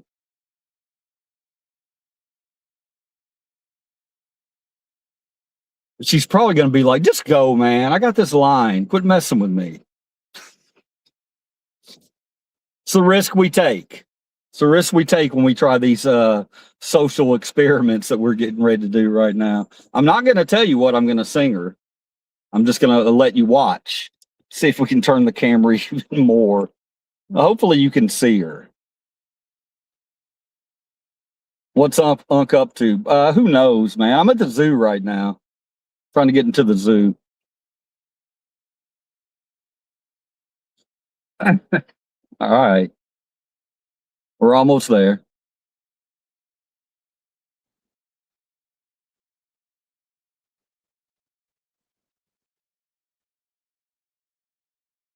I'm so in love with you. Whatever you want to do, yeah, it's all right with me. Yeah. There it is, guys. There it is. I went up singing some Reverend Al Green, Let's Stay Together. And even though she was kind of pushing me along, she was getting into it, started dancing. It's a moment of light. It's a little moment of light that I put out in the world. Simple things that we can do. Did y'all see it? That was cool. Gets me ready to go see Donkey Face. Now, I have met her before. Well, I haven't met her, but I've driven past her and showed her my pass before. And she definitely has a good positive attitude. Very positive attitude. But I didn't know that was her until we pulled right up on her. And then I was like, okay, well, I know how this is going to go.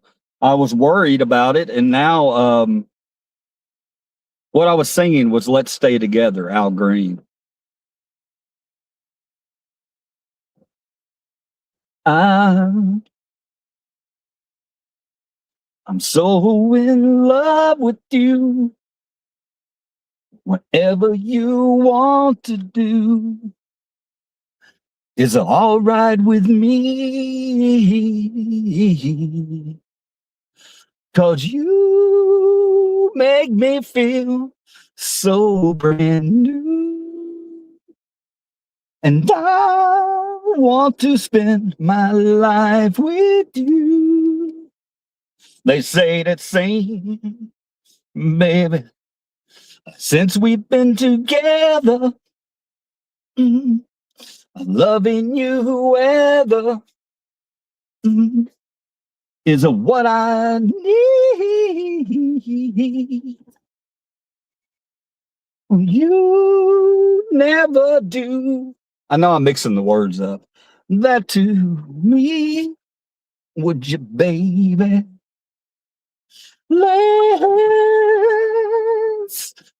Let's stay together, loving you whether times are good or bad, happy or sad. Why somebody, why people break up, and turn around and make up. I just can't see. All right. All right. Woo. Man, love me some Reverend Al Green. That's a Memphian right there. That's a Memphian through and through. Reverend Al Green. All right, what do we got? Why Spartan get a life? Elvis wants his glasses back. 1016. 1016. Poor animals forced to live in unnatural for our entertainment, but it's normal. Boss, I'm not gonna lie to you, man. We have that conversation quite a bit. We talk about that. It's not always joy going into the zoo. And that it ain't always, you understand. Life's got good and bad. We talk about it. We don't just brush it under the rug. We talk about it. Yeah, it ain't good. It ain't good to have animals in captivity. But we want to look at the positive side of it. We want to look at how hopefully we're educating the public who come out here and see these amazing animals, not to hurt animals. And at a minimum, we're at least educating them on, the animals themselves, why they do what they do. And, there's a lot of people out there that say, well, a lot of these animals, they're not meant to be released back into the wild. Maybe they were injured and they can't be released back into the wild. I mean, there's arguments on all sides, man. There's never a perfect solution with this. So I mean, do I think in 50 years we'll have zoos? I probably not. Probably not. Maybe not. And I get it. You can walk into a zoo and be mad as hell about it. I understand that. I choose to try to look at the positive aspects of it because there are some positive aspects. All right, what do we got? I have exactly 28%. They are food. Just don't eat the cats and dogs, please. You don't get it, bro. All right. So what we're going to do is I'm at 28%. We're just going to run it live. If I notice that the phone is about to go dead, then I will end the stream. But there's a good possibility that I don't notice and you just lose me. All right. If that happens, then you'll see me later. But we wanted to do this. This is the way you guys wanted it. So this is the way we're doing it.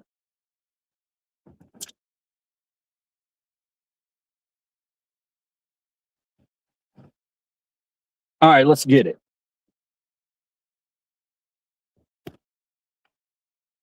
Let's get it, guys. Let's do this. I will turn the camera around in a minute.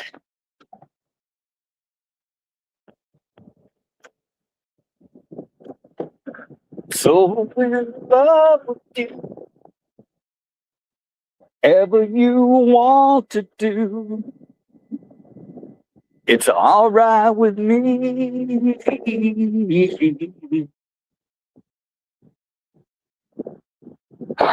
All right. Who's excited to see Donkey Face? Who's excited about that? I know I'm super excited to see Donkey Face. Look around the parking lot. It's a fairly average day. Not extremely busy. We got the buses up here, got the field trips, It's always exciting for these kids to get out and visit a major zoo for the first time. And this is cool because this can show you the actual process and how long it takes me to get into the zoo if you're thinking about coming to the Memphis Zoo. So we're sharing valuable information here. Did I smear my camera? Hold on. Why did I do that? Okay. All right.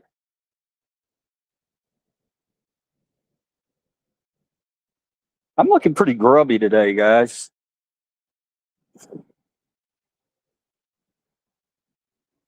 All right, here's what we're looking at heading forward. A lot of chaos.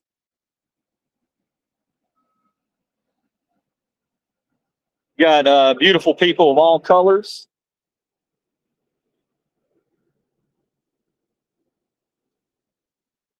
All right, I'm going to leave the camera turned this way while I get my entrance. Might have some personal information I don't want you all to see.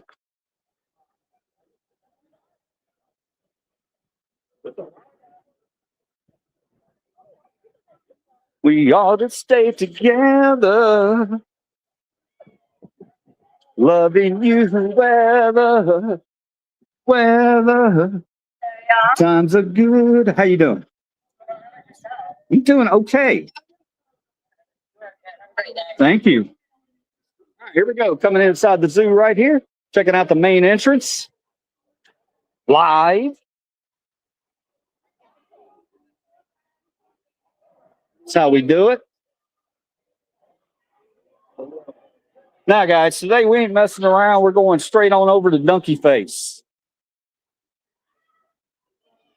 I'm going straight over to Donkey Face. Well, actually, if I get a chance, we'll stop at the Meerkats. Because the last stream I did Monday, I don't know when it was.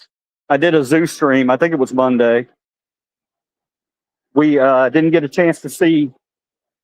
We didn't get a chance to see the Meerkats, and that's unacceptable.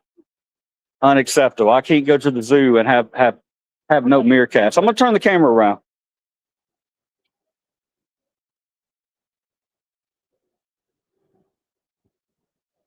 All right. The only bad thing about not cutting the stream and going straight into the zoo is the fact that I'm not going to be able to zoom with this camera. All right. It's just StreamYard that I use doesn't have that ability to zoom. So we just got to do what we got to do. There's a line. There's a line up there.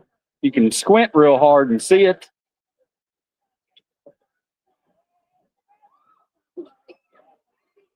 See it over there? All right. We're going to go this way.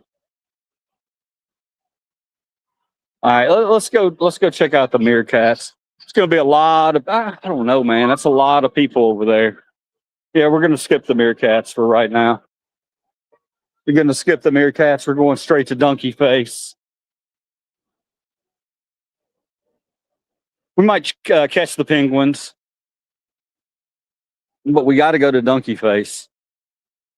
I know that Donkey Face is expecting liver cheese today, and I'm not going to let my boy down. Not going to let him down. All right, there we go, guys. Tropical Birdhouse. Tropical Birdhouse. Here's a little. Let me show you guys this real quick. As a kid, I'm pretty sure as a kid, I rode in this thing right here. This is an old boat ride that they used to have. And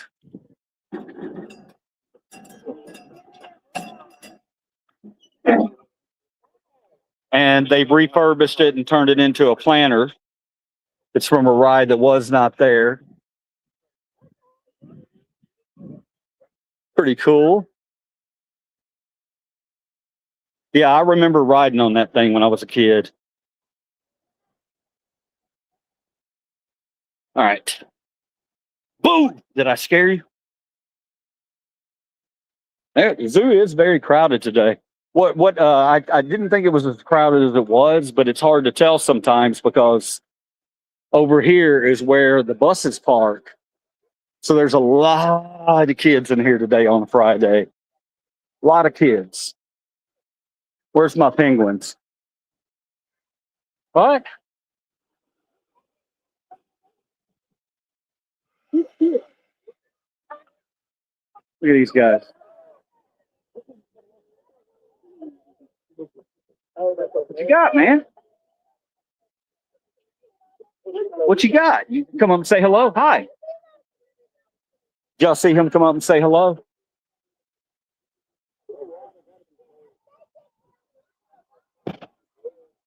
I don't care what y'all said. I don't care what y'all say. That penguin came up and said hello to me. Swimming around under the water, looked up, saw my goofy face, and said, "That's a human I want to go meet." And he came up and he said, "Hello." And I said, "Hello, penguin. I hope you're having a wonderful day." I wonder who gets the highest percentage of the profits. The highest I rode on that boat as a kid too. Did you? Hold on, let me see.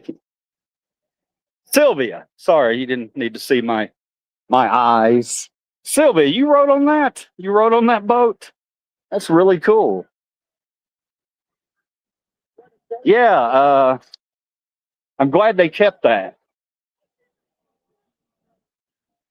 And it's cool that I could Sylvia, take you back and give you a little nostalgic jolt there. I'm gonna turn the camera around, show you where we're heading. We're heading right down here to the Once Upon a Farm exhibit. I wonder who gets the highest percentage of the profits. Profits of what? Boss titties. Ain't no profits here. I don't know. Maybe you're talking to somebody else. You probably are. Ain't no money being made here. Just spreading love. Once Upon a Farm. Hopefully that's not backwards for you guys. Probably is. It's very crowded. Very, very, very, very, very crowded. Very crowded. Very crowded. That's a wonderful thing. People out here stimulating the economy.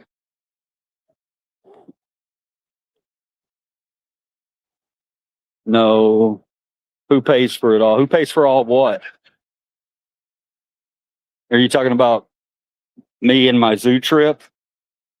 It was a gift for Christmas. I have a season pass. I haven't paid for anything. Oh, are you talking about who pays for?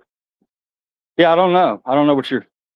I don't get paid anything from YouTube. I get paid nothing. Unless somebody, unless I get a super chat or something like that. But even that, I don't get it until they want me to have it. All right, here's my goat. Here's my goat. I like this guy right here because this guy, if you've been in here before, he likes to sit up. He likes to sit up. He climbs this. He climbs this and he just chills over here. He likes this spot. And I think it's really cool that he likes that spot.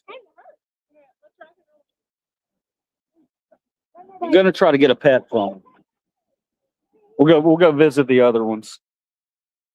Oh, look at that belly. I love it, man. I'm glad you got a big old belly. I'm really glad that they're feeding you well. And who's this over here? What's your name? What are you up to, buddy? Hey, man, how you doing? You want to say hello to everybody today? Say hello, everybody. Hello, everybody. Anybody know what movie that's from? Yeah, we talk about it sometimes. A lot of these goats, people freak out because they have those weird looking eyes. Don't freak out. So they got sideways pupils. Hey, man, how you doing? Oh, man, I think I made him mad. Come here. I'm friendly. Come here. Come on. Come over and get a little love. Come over and get a little liver cheese love. Come on. Come on, it's okay. I promise you. He's like, cough up the food or I ain't coming over. Okay, man. All right. I feel you. I feel you. Hey. Hi. Okay, they're feeding them. Check it out. Check it out.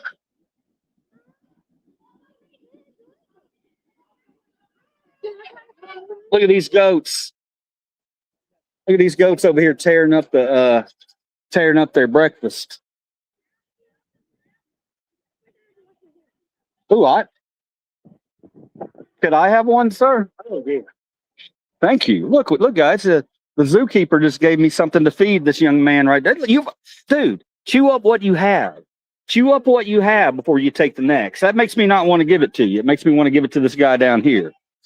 See now, hang on here. There's some right there. Take that. Take his. Take his. There you go. How about you? Oh, you trying to feed him? I let the goats tend to chew on my fingers. You like it when they chew on your fingers? I don't.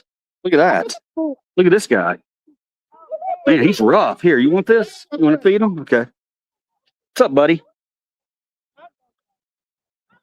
Yeah, he likes it. He likes it. All right, we're gonna head over here. We're gonna head over here. All right, guys. I got a little. It's crowded today. Yeah, I'm trying to do the right thing and not get too many younglings on video. That's not what it's about.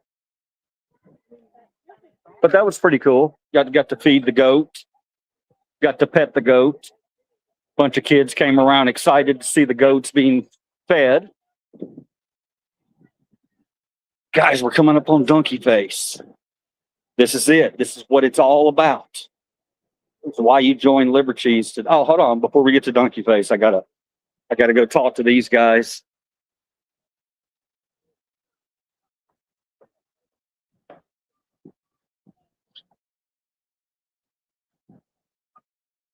Well, hello. Hello. No? Yeah? They putting their butt in your face?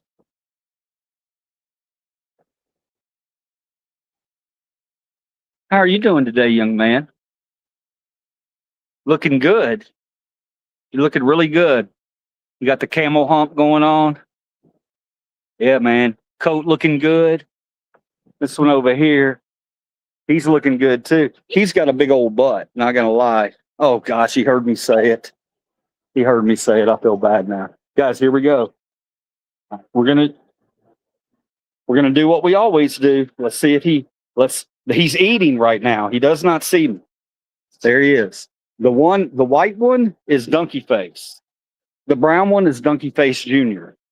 Let's see. I'm gonna surprise him. There's a lot of people around me, and I'm gonna yell out Donkey Face. I don't care. All right. Here we go. Let's see if he notices me. Donkey Face! What's up, Donkey Face? He sees me.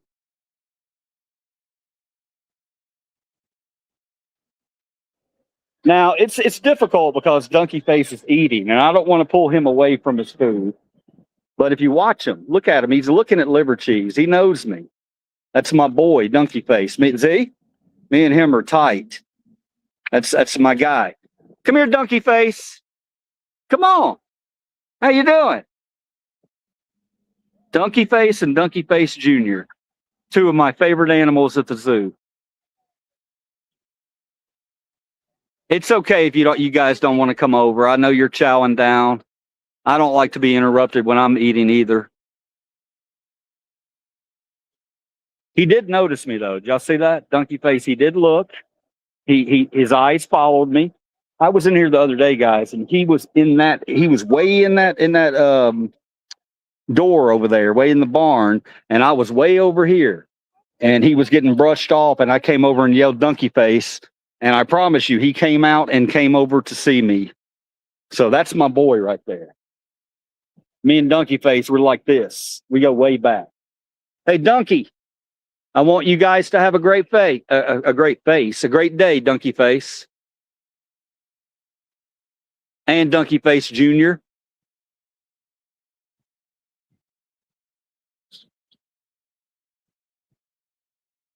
He's pretty busy right now.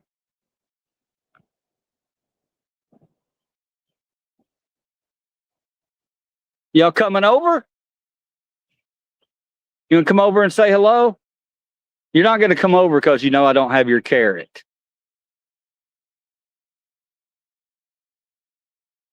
I tell you what, on Donkey Face, I know I can't zoom in and you can see it or can't see it because I can't zoom in.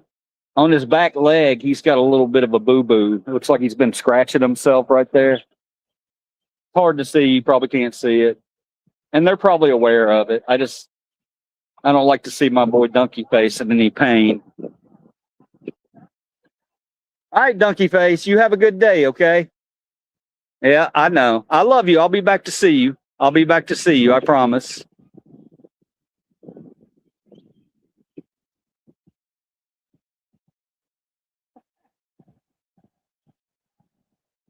All right, guys.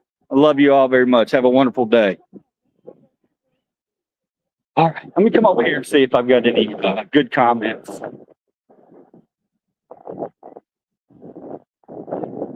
Freaking Donkey Face, man. He's something else.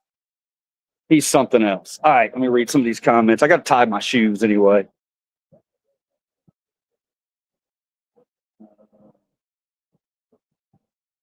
A little power goes a long way on camera.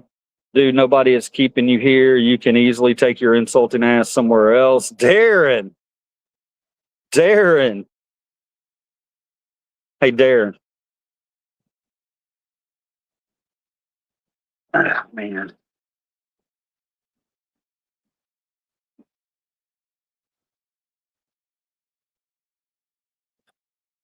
Darren, I appreciate you, brother. Thank you. Go to the monkey section. I'm trying to think if how much, what do I got? I got 22%. Okay, I can do that for you. Boss Titties, we can do that.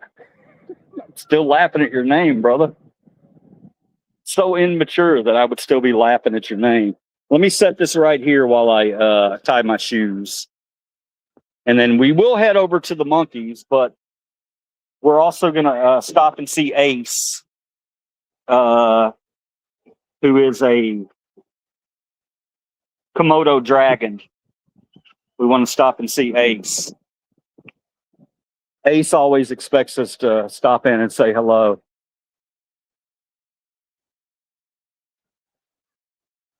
All right, Donkey Face, we'll see you later. Sorry, I'm on. Bye, Donkey. Bye, love you guys. You want to come over? Come on over. Yeah. Come on over, Donkey. I want to say hello to you. Did y'all see Donkey acknowledge me? He gave me a head tilt. He shook his head up and down. Yeah. This is my boys right here. Donkey Face and Donkey Face Jr. It's hard to peel me away from these guys.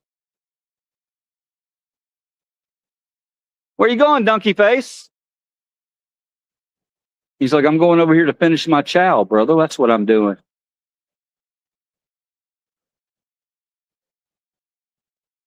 That's great stuff. All right, guys.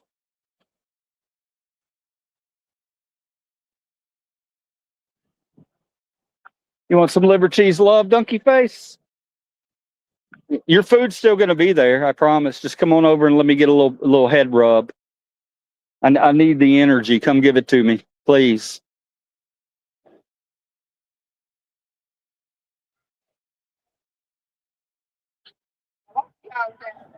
All right. We're going to leave Donkey Face alone. Oh, hold on. We got Donkey Face Jr. over here. I can pet him.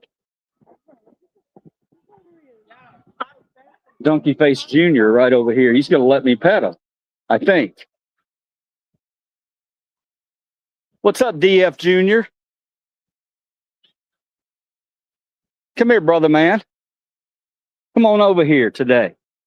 Come here. Yeah, there he is. What's up, man? Thank you. Thank you. You're a little dusty, Donkey Face. You got anything you want to say to my viewers? You want to wish them luck and tell them how much you love them and how much we're going to be okay as humans? Or do you think we're screwed?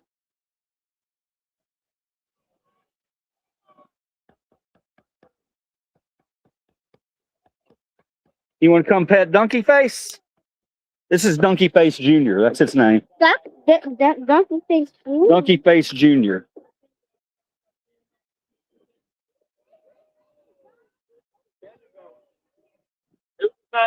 Donkey Face Jr. I gave him that name. That's not his real name. And that one's Donkey Face. That's Donkey Face. Yeah. They're really nice. All right. That was cool. I got to pet Donkey Face Jr. Y'all see the water wheel? Talk to a stranger who probably thinks I'm halfway insane. But such is life. All right, we're at the Cox. Here's the Cox. How you doing? Oh, okay. I wasn't expecting that. You got something to say? Oh, you got something to say, don't you? Are you three guys up to no good, or y'all just up there chilling? Shut. You're very handsome creatures. Yeah, you see that? He responded to the compliment. All right, here's our antique train right here that we have. Antique. I don't know why I said antique. Oh. Here's some bye-bye black sheep. There's the train. That train's $2 if you want to ride it. It goes around this section 2 times. It's not a very long ride, but it does go into a tunnel across a bridge, which is super cool. What's up, buddy? You snacking this morning?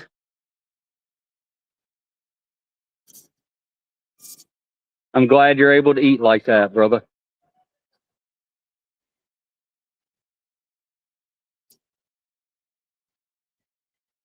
Hey, go there. How are you doing today? How long you work for the zoo? 55 years. Really? Oh, come on. 55 years? What's your name? What is it? Morgan? Guys, this is Morgan. He's been here 55 years working at the Memphis Zoo. That's awesome, man. Oh, you're getting ready to retire? That's awesome, man. Thank you for 55 years of working with animals. Has it been rewarding? Has it been a rewarding experience? Yeah. That's awesome. So you know Tank. You know the little aardvark named Tank that's in the Creatures of the Night? The 21-year-old aardvark? I think he's an aardvark. Or is he an armadillo? He's an armadillo. Yeah, I had been there. Yeah, Hey, let me tell you something. These two down here, these two donkeys, they know me. I come in here and they respond to my voice. They come over to me. These two over here, I've named them. Peggy Sue, Joe Lee. Oh, is that their names? Yeah. What are they? Peggy Sue, Joe Lee. Peggy Sue. Which one's the white one? Yeah, that's Joe Lee. Okay, that's Joe Lee, and the other one's Peggy Sue. Okay. Yeah, they're we had them in this line, and we had to put the horses down. Yeah. Oh, you had to put. Oh, that's terrible, man. One of them was 36 years old. Wow. And so we moved them over there for right now, but we're gonna get some alpaca. Uh huh. When we do get them, we'll let them move them back up here. Well, hey, I wanna tell you that I appreciate you for working 55 years around animals. That's a great career, man. Okay, absolutely. So what Peggy Lee and what? Peggy Sue. Peggy Sue and Joe Lee. Okay. Thank you, man. All right, guys, we just learned some new valuable information today. Apparently, Donkey Face and Donkey Face Jr. have real names. Peggy Lee. It doesn't matter. They're always going to be Donkey Face to me. All right. So I'm not going to go call them by their real names. It's Donkey Face and Donkey Face Jr. But that was a cool story. I hope y'all enjoyed that. I was talking to the zookeeper there. He's been here 55 years working with animals. What a great career. It's not all about chasing that paper, guys. It's not all about chasing that paper. That guy comes out here and takes care of these animals for 55 years. I want to buy that man a beer. You know what? He said he's retired in July. We're gonna keep an eye out for him. We're gonna keep an eye out for him. Maybe we'll include him in a future conversation. Maybe I'll actually interview that guy because I find that interesting as heck. While everybody else is out there chasing dollars and what's the next car, what's the next yacht they can have, this guy's over here taking care of the animals. 55 years. And those kind of people need to be celebrated. Shout to the sky. What a wonderful person to take care of animals for 55 years at the Memphis Zoo. Oh, man. Now, see, had I not just gone live and decided to come in here, timing may have been different. I might have never met that guy. Here comes the train.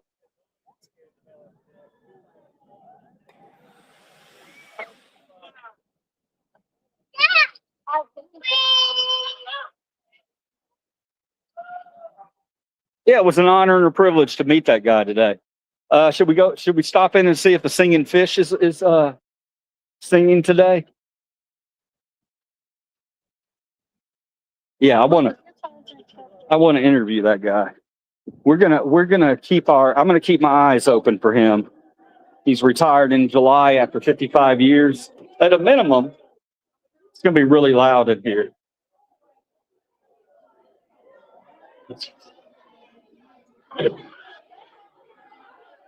Woo!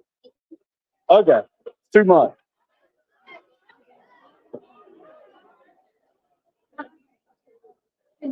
Just a little too crowded. A little too crowded in there. That's okay though. We're going to continue on. Again, the zoo normally isn't going to be this crowded, but what we have is a whole lot of field trips here. Let me read this comment from Darren. Herbert, I guarantee you're a typical MAGA moron. Nobody is against free speech, but hate speech has repercussions. What it's all about, man. You got it. You guys, even if you're not a moderator, the fact that I'm getting people in this channel who understand, and when I can't talk, you're saying the exact same things I would have said. It's good stuff. So thank you, Darren. Yes, I'm a freedom of speech guy. Yes, you are entitled to say disgusting things. Absolutely 100%. But you are not protected from the repercussions of said speech. So be nice. Simple. If you don't want to be controversial, you don't want to have your comments, your hateful comments following you, then just be a nice person. That's all. Hey guys, you've been on my streams before. You understand that right over here I have a spot that I really like. It's a chill out spot. Never anybody in it. Today there's somebody sitting in it. So I'm glad they're enjoying that. But right now we have more important pressing issues. We're going to visit Ace. And Ace always waits for me. This is a Komodo dragon that me and him have bonded. And we bonded in a weird way. Initially, I made fun of Ace. I called him Ashy because he had ash all over his back because he's molten. And it was kind of a hurtful name, so I apologized to him. And I started calling him Ace. And ever since then, me and him have had this connection where he's always waiting on me. He's waiting right here. He knows I'm coming. What's up, Ace? Hey, buddy. Everything going okay? How you doing, man? See how he responds to liver cheese? I didn't have to tap on the glass. I didn't have to do anything like that. That's love. That's what that is. Ace here knows. Look at him. He understands that. See, now he's relaxing. He understands that I'm not coming over here to antagonize him or make fun of him or call him a scary creature just because he's a Komodo dragon. Ace, your molting's coming along pretty good. You're looking good, brother. And he came over and he put his head down and he's taking a nap. That's the biggest compliment that liver cheese could have. That I make him feel like he can be over here and be safe. All right, Ace, you have a lovely day. Okay, that's Ace.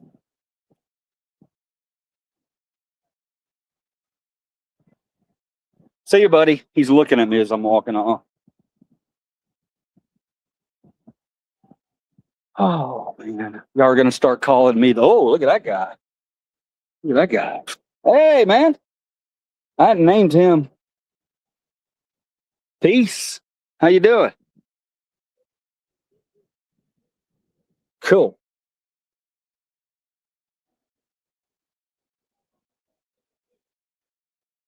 People are going to start calling me the Komodo Dragon Whisperer. Here's another one on this side. Check him out.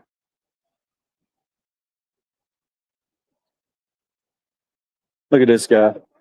No. We're going to go over here and see if Bob's out. Bob out here today? There he is. What's up, Bob? How you doing, man? You doing okay today, Bob? Huh?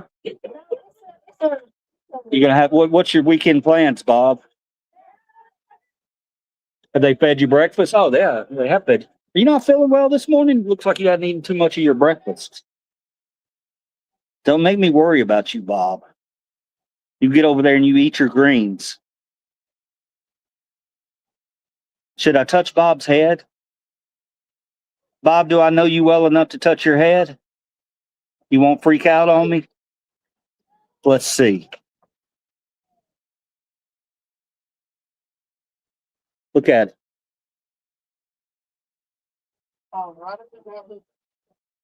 Wow, he didn't pull back. We bonded, Bob. You're my brother now. All right. That was pretty cool. Bob let me touch his head.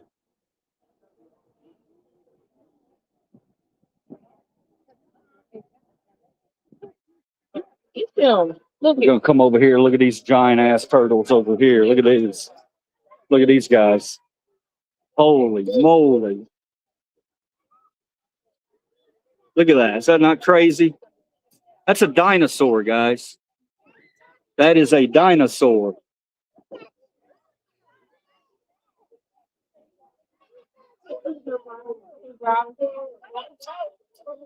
That's so cool.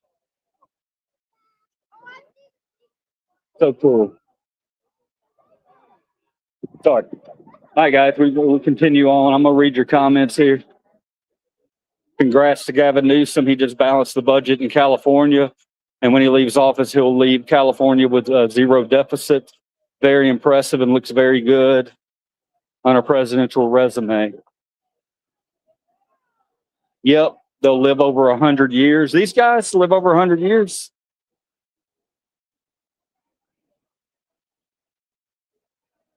I'm going to set the phone right here for 1 second.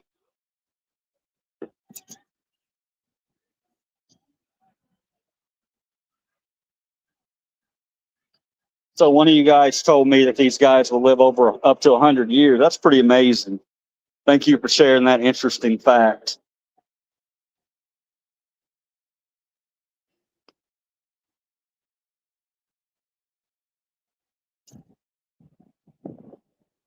All right, back to the walk. All right, I didn't forget you. I'm heading over towards the monkeys. However, I can't make a trip here. Let's see what we're looking like on batteries. 16% on my battery, guys. So we're gonna have to be quick.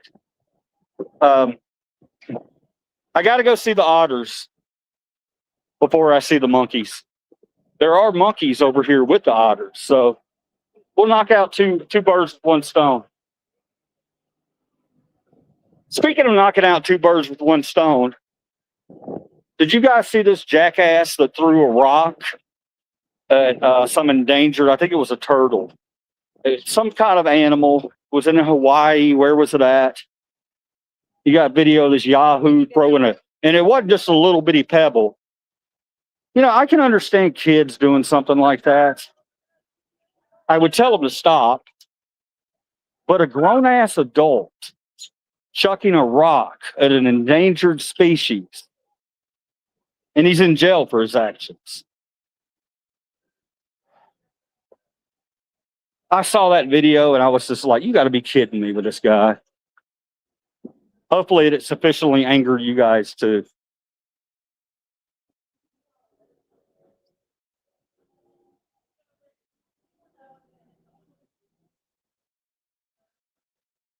I got a private event going on in there. Super cool. I want to be in the room when it happens, the room when it happens. Look at these rocks, guys. All right, let's see if the oh yeah. Here they are.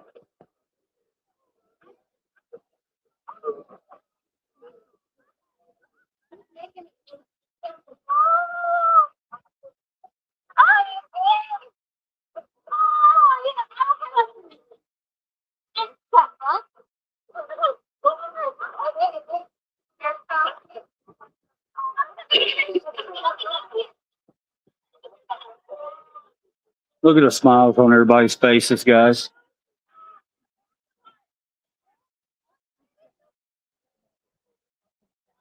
Look at the monkey back there.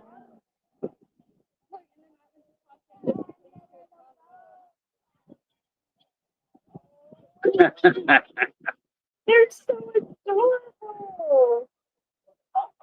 Look, he dives really well. He needs to teach me how to dive. All right. That's a lot of cuteness. That's cuteness overload. I'm gonna show the turtles. Look at the turtles down here just chilling, living their life. Hey man, how you doing?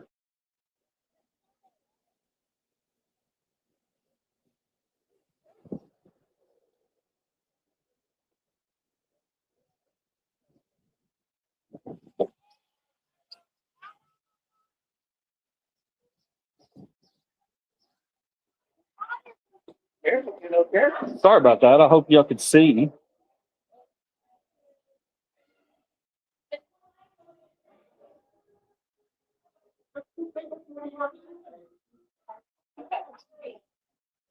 What's happening is I have my front facing camera, so sometimes when I turn it around, my hands might accidentally hit the camera and pull something up to block your view. So if that happens, I'm not doing it intentionally. Guys, you can rent these things right here. See that lady on that cart? You can rent those. They rent them out at the Memphis Zoo if you don't feel like walking around. You can ride around.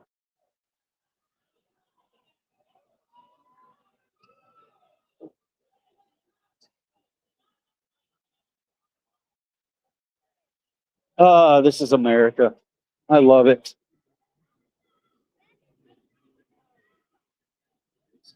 Got a splash pad. If you get lucky, you'll get to see Liberties go over to the splash pad later in the summer. Not often I wear shorts. And there's a reason for that. But maybe if you try to convince me enough, I can put on a pair of shorts for you and we can go splash around in the splash pad. That'd be weird if I was doing that by myself, you know. I'm not going to do that. I'll have a kid. I've got I've got a couple of nieces that I could bring out here. I don't want you to think that I'm just going to show up 55 years old, throw on a bathing suit and jump in there in the middle of a kid's splash pad with 100 kids running around me. No, no, I'm aware that that could look a little weird. Check it out, guys.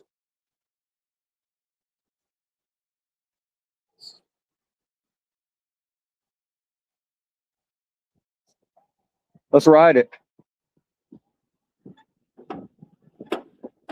First gear, second gear. Oh, that's a Cheech and Chong reference.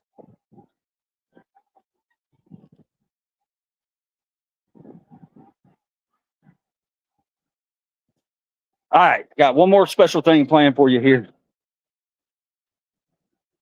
I didn't get over to the monkeys, but we're going to come over and look at the meerkats real quick. I don't have a lot of battery time left, so we got to do it. We got to do this. Got to come see the meerkats. Everybody loves the meerkats, right?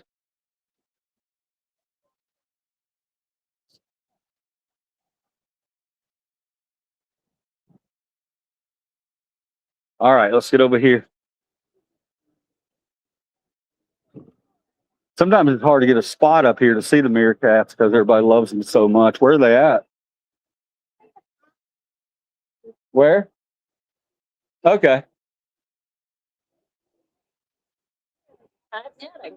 I don't know, man. They're kind of.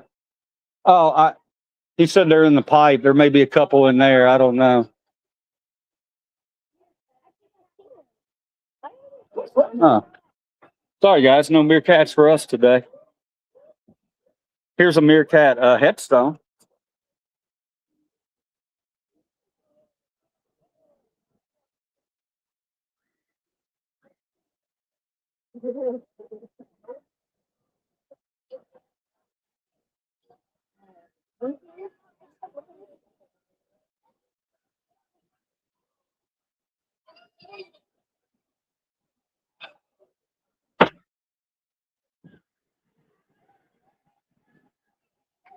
Glorious day to be alive. Glorious day to be an American.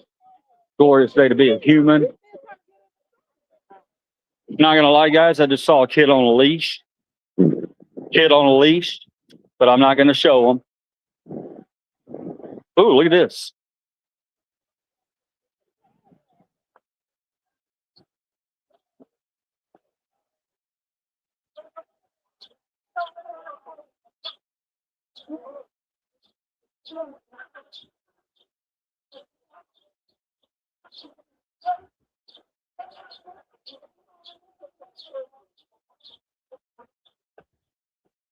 Beautiful.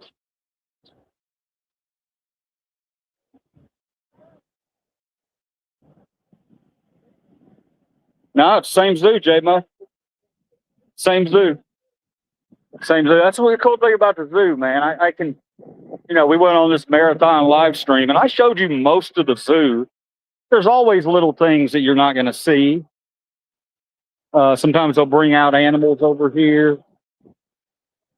And we're always looking for a new experience.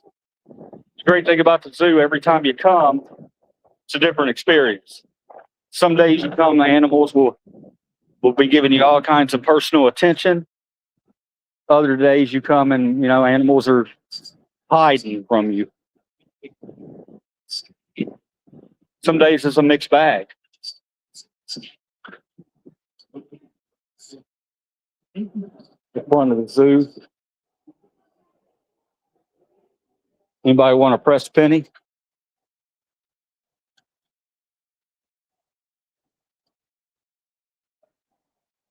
These are new collectible medallions. All four of them $15.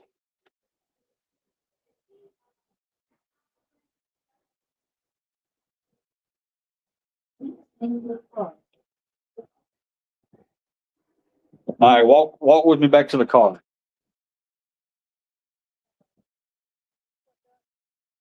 Got to get the phone on a charger. Here's the front of the zoo.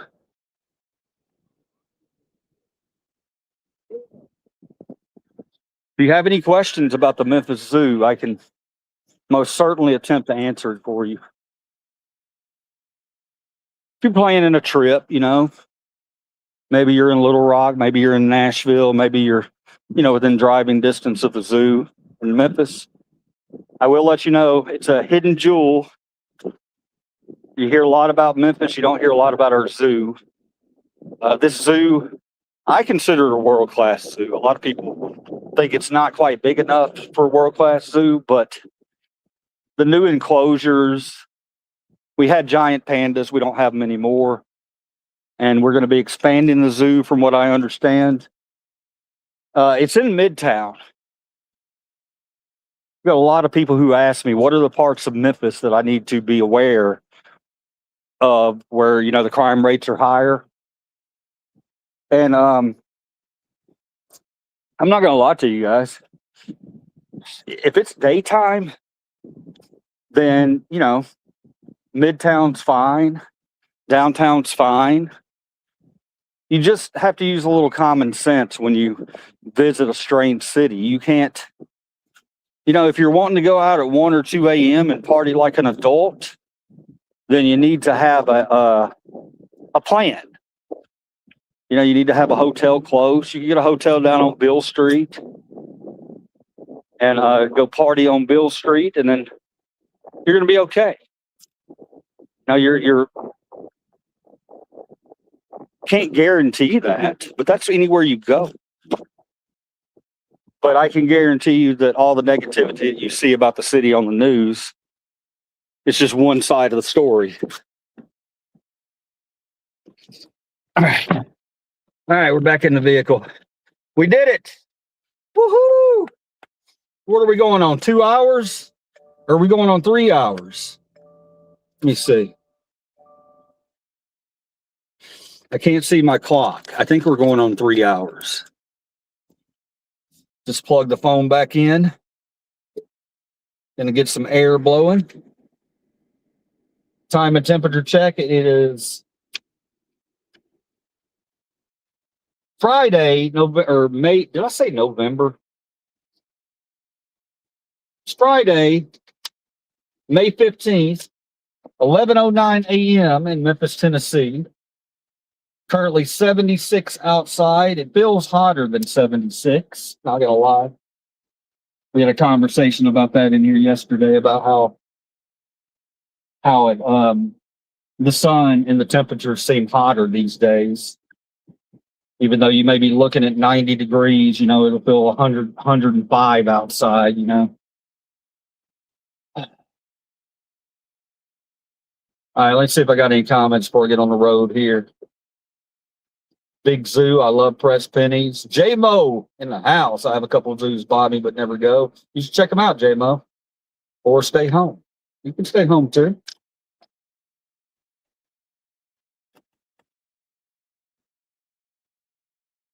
A lot of you guys out there, you know, who are just rolling past. It's going to be different today because I'm not in a zoo chat, or I'm not on a. I didn't set the chat up or the stream up as animal oriented, which I would normally do before I go in there. Today I kept it on the news page. So you may be seeing me from a news source, you know, maybe you look up live streams that have to do with news and current events. That's what we're still under. So I have probably a lot of confused people coming in here going, what is happening?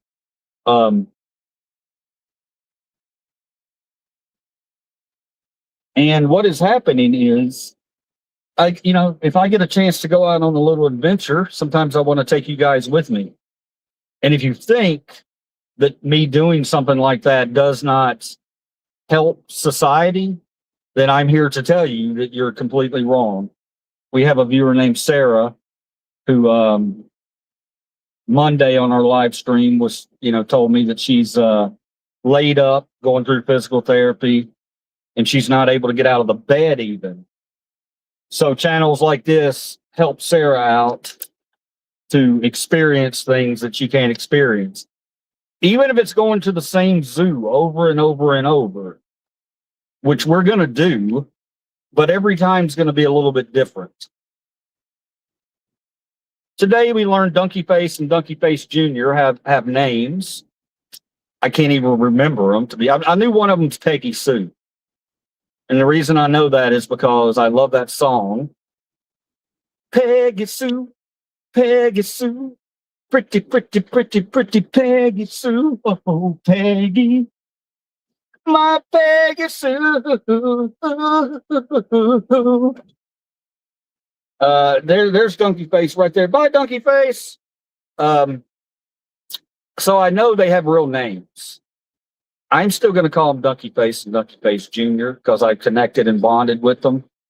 Although now that might give me a reason to sing Peggy Sue to Donkey Face. Stay tuned for that one. Donkey Face is going to be getting an earful of Peggy Sue, Peggy Sue, pretty, pretty, pretty, pretty Peggy Sue. Oh, Peggy, my Peggy Sue. Oh, I love you, girl. I love you, Peggy Sue. Speaking of Peggy Sue, that movie, Peggy Sue Got Married, one of my favorites. One of my favorites. Very underrated movie. Peggy Sue Got Married. Nicolas Cage. Who was the woman in it? Who was the woman in Peggy Sue? Draw a blank. I know who it is. I'm a huge fan of hers, but can't remember it right now for some weird reason. Anybody knows who it was with the female who starred in Peggy Sue Got Married? Is it Catherine? No. Damn it. Anybody remember who the female was in Peggy Sue Got Married? Kathleen Turner. Kathleen Turner. Yeah, love her. Love her. Always loved her.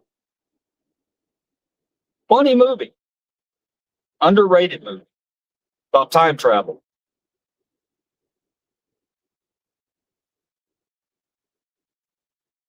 You mean my Wang? Nick Cage in that movie, man. He's something else. All right, so we're back today spreading love, positivity. If you came along with me, I'm glad you came along. If you subbed the channel, thank you very much. Subs are going out of this sunroof right here. Our subs are going out of this sunroof. And that ain't cause of me. That's cause of the message. And I know you get tired of hearing it sometimes. Which is why I sing you songs and we talk about dogs and we take a break and go over and look at Donkey Face. Donkey Face looking good, man. He had a good breakfast there. And we have a future episode because I would really love to sit this guy. I forget his name, to be honest with you, but I'll never forget his face. I want to get him. I want to get, before he retires in July, I want to get him, pull him to the side and talk to him and about his career at the zoo. I think it's fascinating that one man would be working at the zoo for 55 years. That's the kind of man I want to talk to. Taking care of animals. He ain't and you know they ain't paying him nothing. I can't an accuracy. Maybe he gets paid decently, but I don't think he probably does. But maybe he doesn't do it for the money. Now, isn't that an amazing concept that people might not do something for the money? Yeah, I can't wait to shake that guy's hand. I want to buy him a beer. That's what I want to do. He won't be able to drink it. Won't be able to drink it while on duty. But I want to let him know how proud I thought I let him know. But I want to really let him know how proud I am of him as a human being to take a career like that. And, he's talking about they lost a horse recently, was 36 years old. It's got to be rough for him, to take care of these animals and come in one day and your buddy's not there, But he keeps on coming in, taking care of the new animals. I love it. One of my favorite old movies is, I'll read it in a minute. Hang on.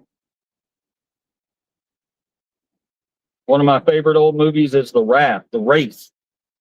I'm trying to remember if I remember The Wraith. I remember the name, definitely. Whenever somebody mentions an old movie, I try to picture the movie poster. That's where my mind goes. The Wraith. Scary movie, clearly, I would think, right?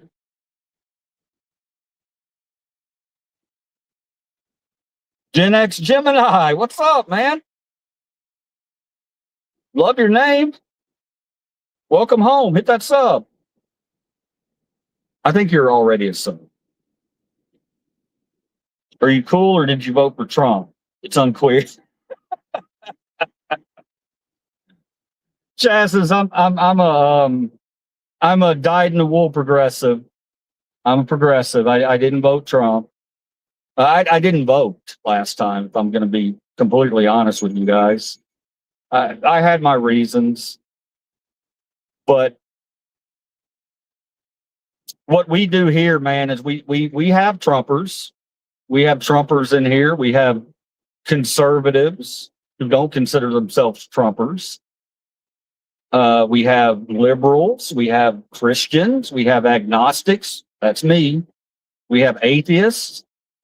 But we're reaching out, trying to get rid of, trying to make social media social again. We talk about things. As long as you have an open mind and you're willing to listen, you're welcomed in this group. You can't have violent tendencies, though. If you get too angry and you start threatening people, then that's when we got to say no, because we're a channel about humanity. And really, we're not a channel about red versus blue. We're a channel about, it's not red versus blue. It's the 1% versus you. We're opening eyes in the country to the hypocrisy of us protecting billionaires up top while we go after the poor down on the bottom. Got to stop. Got to stop. Got to be real humans. Love from Honduras. Fuck yeah. Hell yeah, Chassis, baby back. Get on that sub button, man. I need your help. We need you. We need you, man. My channel has been a First Amendment channel. It's always been about freedom of speech. So sometimes I'll defend people who say really terrible things. All the time I'll defend people who say really terrible things. You're allowed to say that, but you're not allowed to be protected from the repercussions of said nasty speech. Trying to be humans. Trying to get back on that human level where we all treat each other with kindness. Kindness is the new hate, guys. We're driving hate out of here. Driving it out of here. Not saying that there's not certain people you shouldn't, well, hate's such a strong word. Maybe laugh and walk away. You know, that's what we talk about doing. If somebody's a fear-based person who doesn't bring facts and numbers and comes in and makes claims about an entire race or entire group of people without any facts, then we try to turn them over. And if they can't be turned over, we point at them and laugh and we walk the other way. Because we deserve more. We're waking people up. They deserve more. That's what they don't get, protecting billionaires against their own interests. Why? Force them to pay, and we're all rising up. That's our goal right there. Get that message out.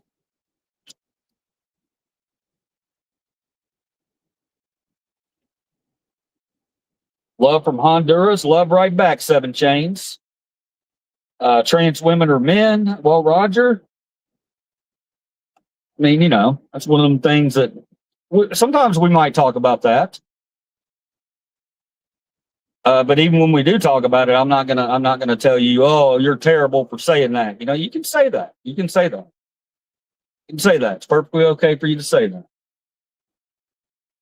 Just don't use it as your platform to go out and that's all you want to do is trigger people by saying it.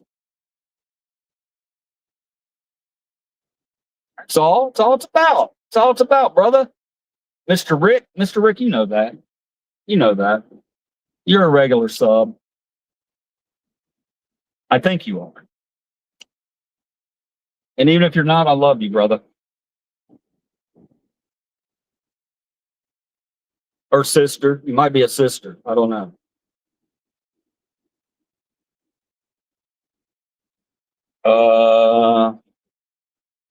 We need to drive and stop. I'm normally pretty safe about that, bro. I try to be as safe as I can be. I mean, the phone's sitting up here in the window. I'm in a Subaru that helps me drive.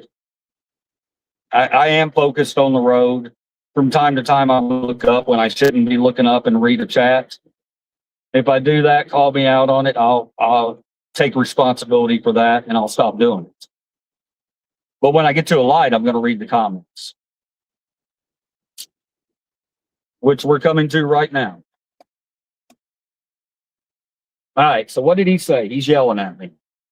We need to drive and stop live video driving. Let my family get hit by someone live video and driving. It's never going to happen with me, brother. It's not going to happen with me. Thank you for calling me out on it. In my experience, the people who are most anti-trans are the ones down bad for the down bad for the sheep. We brought that up in here before. We've definitely talked about that one. Thou dost protest too much. That happens in this country a lot, you know, people, because we live in such a organized religion, you know, type of country where people are, you know, they're stuck in that mindset. Well, this Bible tells me that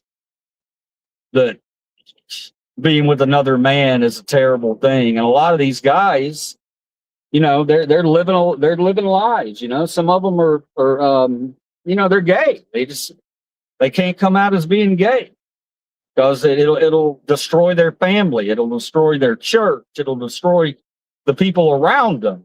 And I'm here to tell you, brother, don't be afraid. Come on out, man. Come on out. As long as you ain't hurting other people, I don't care what you're doing.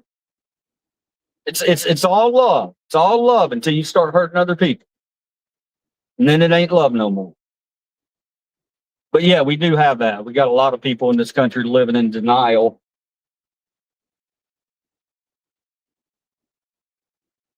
And what to speak on what you just said, that's been going on for forever. Let's think back to the movie American Beauty from 1999. Kevin Spacey. Let's ignore the fact that Kevin Spacey did those bad things for 1 minute. And let's just talk about that movie.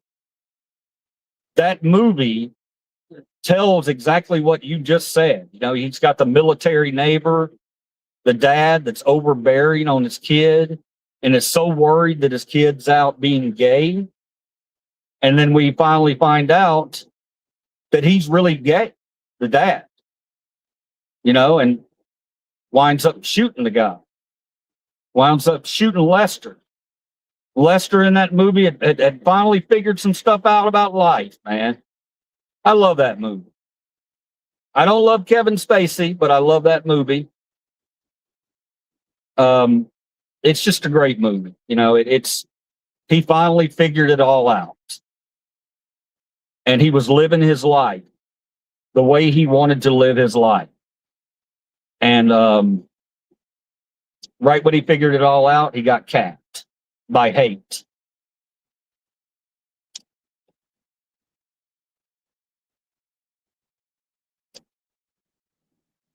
At least you're aware.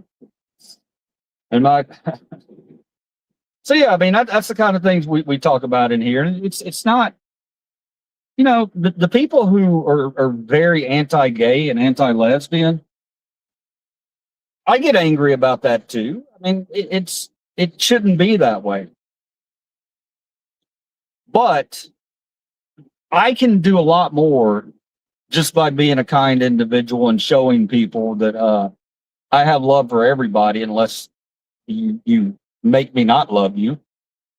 You know, when you If I can show that kind of kindness, then we're doing things. All two of us in here right now. Whoever you are, I hope you're having a great day. I hope you're having a wonderful day. I wish you nothing but the best. Whatever your opinions are, I wish you nothing but the best. But be good. Be good. That's my car. Let me know. See, I'm driving a Subaru. This girl right here, she lets me know. If I get too close to somebody in front of me, she beeps and lets me know, hey, too close to that person in front of me. If I want to, I can take my hands off the wheel because this thing's got it's got a type of cruise control that's amazing. If you know, you know. You can set this thing between the lines and I can do this and she's going to go right around that corner. And I trust her to a certain extent. If I take my hands off the wheel for too long, she'll let me know. She'll say, put your hands back on the wheel. You got to drive a little bit. I can't take full responsibility of what you're doing behind the wheel. So my Subaru looks after me. And I'm very aware, a progressive guy driving a Subaru, yeah, that's fodder for a lot of entertainment. A lot of people are going to make fun of that. And I don't mind it. It's okay. Great day for my family. First person in the family to whoa. James, I'm gonna rewind and read that. That's a big one. It's a big one. I got the gist of it, but I wasn't at a stoplight. So give me a minute, James, and I'm gonna give you those kudos and props and then shout it out to the world, to my viewers. That's something you're very proud of, an accomplishment that happened in your family. Somebody in your family is the first person to go to college or graduate from college. And I'm going to give you those props as soon as I can safely do so.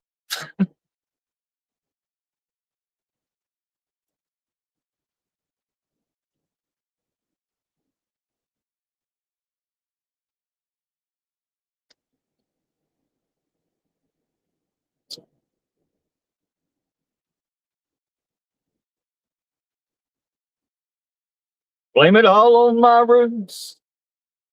I showed up in boots, ruined your black tie affair. Last one to know, last one to go. I was the last one you thought you'd see there. And I saw the surprise and the fear in his eyes. And I took his glass of champagne. I toasted you, said, honey, we may be through, but you'll never hear me complain. 'Cause I got friends in low places. Okay, I got to read it. Great day for my family. First person in family to go to college. James, absolutely fantastic. Thumbs up to you, man. I'm very, very excited for whoever that member of your family is. The first one to go to college. That's great stuff.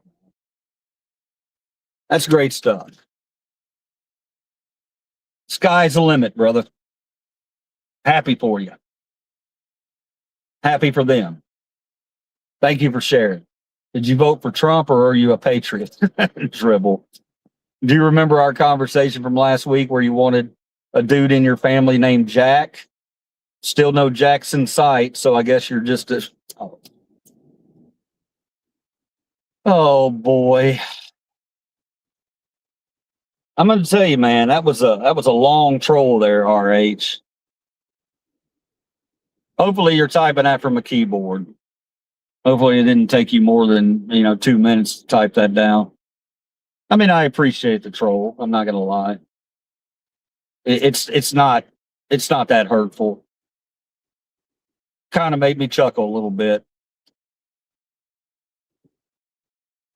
Got recruited by a Texas Longhorn. No shit, man. It's awesome. I'm a big Texas Longhorn fan. Big fan of Texas Longhorns. I love them.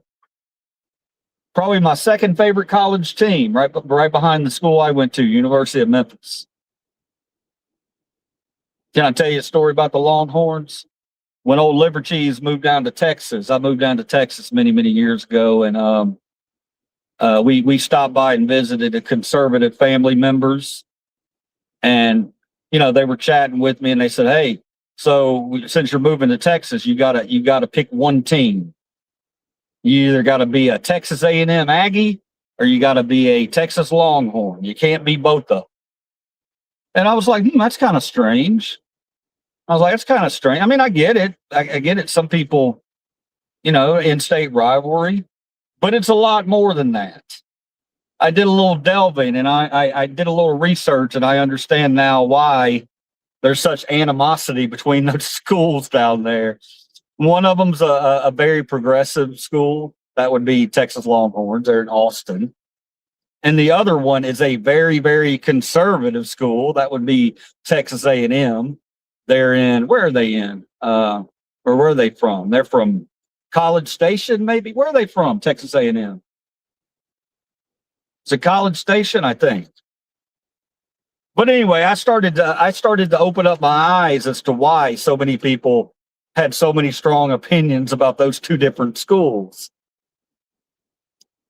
And it makes perfect sense. In a world of culture wars, it would make perfect sense that you either have to cheer for one or the other. I don't believe in that nonsense. I believe you can watch any football. You don't have to invest that much into it. You can watch it just for entertainment. But yes, there's definitely a political undercurrent when it comes to Texas A&M or the Texas Longhorns. Hook 'em Horns. Was that right? Is it this one? Hook 'em Horns? Is it Hook 'em Horns? That's rock and roll, right? That's rock and roll. Which one's rock and roll? Which one's the devil? Which one's Hook 'em Horns? I don't know. That's Aloha, or it's just love you, or I love you, brother, or something. Well, Hook 'em Horns. I do like Texas Longhorns.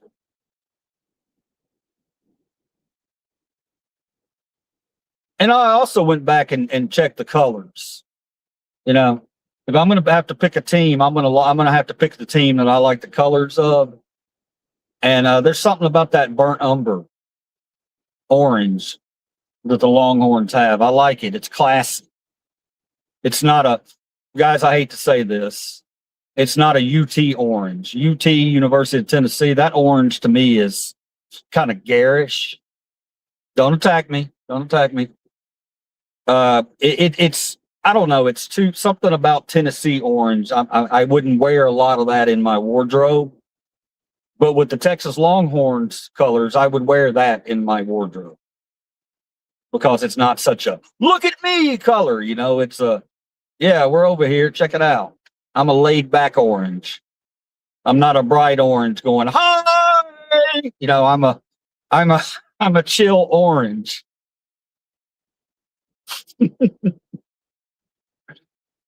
Oh boy, thoughts that come through my head sometimes.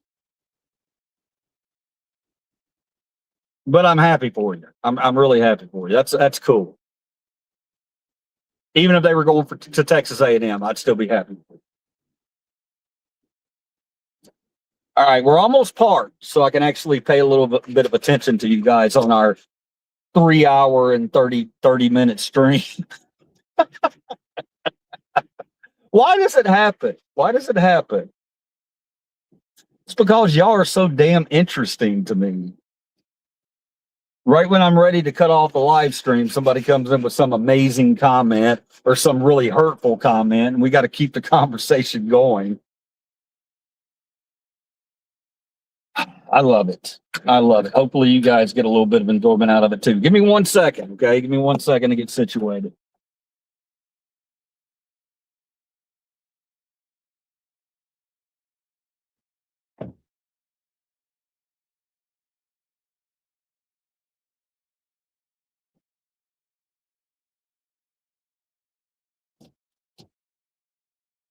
Now, here's my hope. Here's my hope. I'm gonna be completely honest with you guys.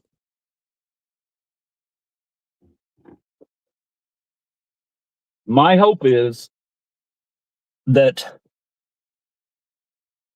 after this 3.5 hour stream, that I'm going to pull the stream down and I'm going to be able to go look at my numbers. I say my numbers, it's our numbers. I'm going to go look at that and we're going to have picked up 10 new subs. 10 new subs. I'll be happy with 10 new subs.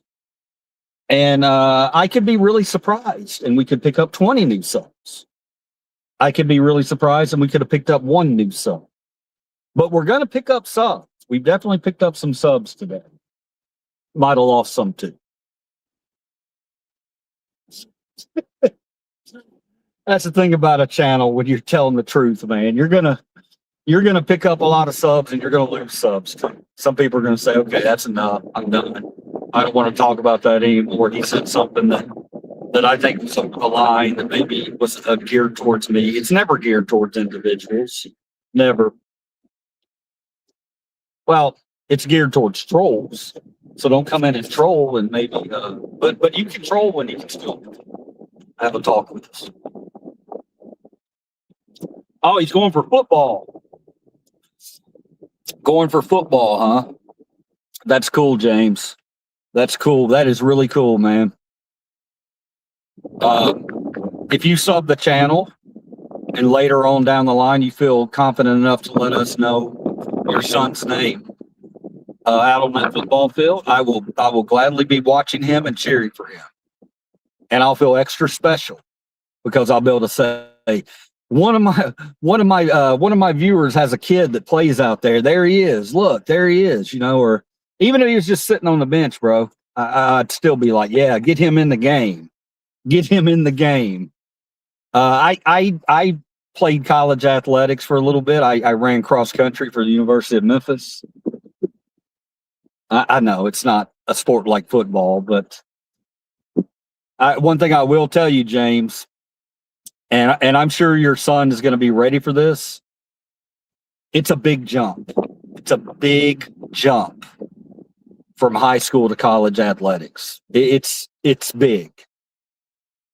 In high school, I was the top runner. I was the top runner in the area. Hell, I think at some point I was the top runner in the city. There were a couple of guys who beat me from time to time, Benny Dix and Poindexter. But all I remember is I walked onto the University of Memphis and I was used to winning all the time. I was in a league where I won all my races. I just did. I won them. And then I went to the University of Memphis and walked on to the cross country team, and there were like 6 of me. There were 6 people on that team that were me or better than me. Most of them were better than me. And I remember thinking, man, I wasn't ready for that. You know, I didn't expect it to be that big a jump from high school to college. It's a big jump. It's a big jump. So if your son ever comes to you and he's a little down, you know, motivate him, tell him, hey, hang in there. And he could be the most athletic person in the world. It's still a big jump. So just be prepared for that. You know, he may have days where he wonders, am I ever going to get into the game? Why am I doing this? Be there to pump him up and tell him you talked to me, and tell him how he went to college and he realized, oh crap, this is going to be very difficult. What I thought was a natural talent, which part of it was, now I really, really have to work on that talent. I grew up in the same neighborhood as a musty clown. He was homeschooled, but got expelled for banging the teacher. A musty clown.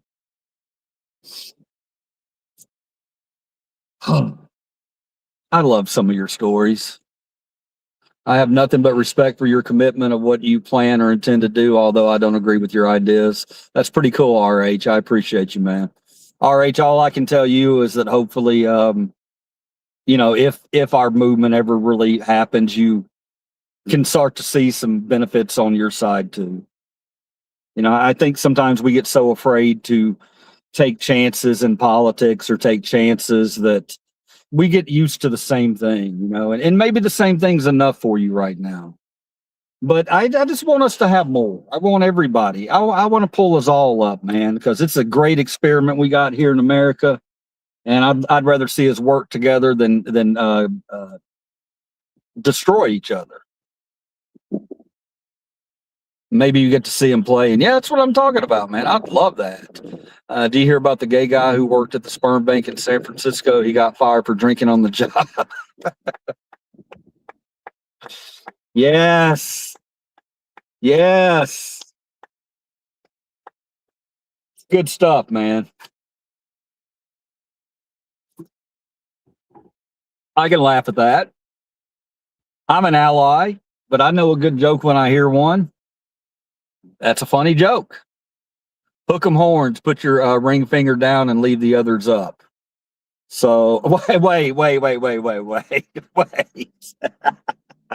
RH, come on, bro. Come on, bro. Come on now. I like it. I like you, RH. I like you a lot, man. Because I know what you're trying to have me do. You're trying to have me do this. And that ain't hook 'em horns. That's it's a little thing we like to call the shocker. That would be funny though. That would be funny if I went to a to a UT game. I mean University of Texas, and I'm thinking that I'm blending in with everybody, and I'm throwing that up, hook 'em horns. And I'm thinking it's legit, man. And people around me are looking at me like, sir, I don't think that took 'em horns. RH, I appreciate that one, brother. That was good. That was good. Full ride. Hell yeah, James. That's telling me right there he's a gamer. He's a gamer. You don't just get a full ride to the University of Texas unless you got some game, son. It's exciting, man. I hope you sub the channel, and I hope you can come in and let us know that your son made that interception, which beat Florida State. Florida State in the same conference? Yeah, they are now. Wait, Florida State in the SEC now? Is Florida State in the SEC? I'm so proud of him. I would be too, man. That's awesome. That is really cool. And I'm sure he got a lot of it from you, man. I bet, you know, a lot of these guys that they look, man, you can be born with talent. You can be born with talent, but you're not motivated by people or people never point out that you have that talent, you know, or never encourage you to, or maybe it's just a little bit of talent, you know, but you have such drive and you're motivated by others and you turn that little talent into a big talent through hard work. Yeah, you got to have people around you to make you great. You do. You can have all the talent in the world if you don't have support around you. So good on you, James. I think that you probably supported your son very well. And that's one of the reasons he's got that full ride. Nice Subaru, bro. Thank you, man. Appreciate you. You making fun of it? Remember Hensley? He got third place in state and track in the 200. Where at? In Memphis? I wasn't a 200 runner, bro. Look at this skin color. I was never a 200 runner. In my day, it sounds so horrible, but it's true. It's really true. In my day, when you walked out to the tryout for track, I went to it. Let me preface this. I went to a school that was 50% black, 50% white. I know that's crazy, but we did, and we loved each other, man. We made it work. I talked to my brothers and sisters from high school, and they're like, "What the hell's going on, man? What's happening in the world?" So, but we made that work. But as a white guy, when I walked out there to track tryouts, The white people, they were like, okay, you're the distance runners over here. The black people, you're the sprinters over here. It just was what it was. Every now and then you'd have a white guy that would say, no, coach, I'm a sprinter. Coach would go, okay, come on over here. Let's see if you're a sprinter. And we did have them. We had a couple of white guys that could run the 400. I was okay at the 400. I could break a minute. I think the best 400 time I ever ran was a 56, maybe. Hardest race in track by far, the 400. No, or the 440. No ifs, ands, or buts. I don't want to hear any argument about it. Those guys, you can't pace yourself. It's almost a full sprint for one lap around the track. It's a difficult event. All right, Boomer Sooner, always. He always said God will put him where he wants him. That's good stuff. Texas. That's exciting, man. That's exciting stuff. Thank you for sharing that with all our viewers today. And with me. I look forward to hearing more. All right, guys, with that being said, I got to wrap it up. I got some business I got to take care of. I got to go in and try to earn a little scratch. You know, we always got to do that. You guys think I'm always in here, but I'm not. When I'm not in here, I'm doing something to earn a little scratch and maybe survive. That's all I want to do, like everybody else. Runs of 4-3-40, runs of 4-3-40, 225, 6'2", squats 400, squats 400, bench presses 295, and diesel white boy. Holy shit, he's a hoss. He's a hoss. What's up? What's up, Runner 5? How you doing, man? I might stay a little longer now that you popped in here. We're talking about James here and his son. Just got a full ride to University of Texas Longhorns. Hook 'em horns. Right. Hook 'em horns. Hey, Runner 5K, we got a troll. I'm calling him a troll, RH, but he's a cool troll. Yeah, there's a difference between a cool troll and a terrible troll. He's in here trolling me a little bit, and I was like, which one's the Hook 'em horns? You know, I was trying to give it, and RH said you gotta pull your ring finger back, and and I started to do it, and I realized that he was showing me the shocker instead of the horns. So yeah, good on RH. Yeah, congrats. Thank you, man. See, this is what we get at night, guys. When we get our he's a moderator, Runner 5K. He's a new moderator, but this is what we get at night. You know, we get when people come in and share their accomplishments or even their problems, we get people from all sides of the aisles who are being supportive, talking from the heart, kindness. It's what it always is. Sometimes you want to turn me off, and I get it, bro. Turn me off. But don't unsub. Don't unsub me. You might not like me one day. You're going to like me the next. So yeah, we're happy for James. How you doing today, Runner 5K? You got any good business going on? You got anything you're getting into? Anything you want to share? Any positive stories? Any negative stories? Anything you might need encouragement on? Come on, throw it up there. Throw it up there. I'm your guy. I want to give you a liver cheese motivation. Let's do it.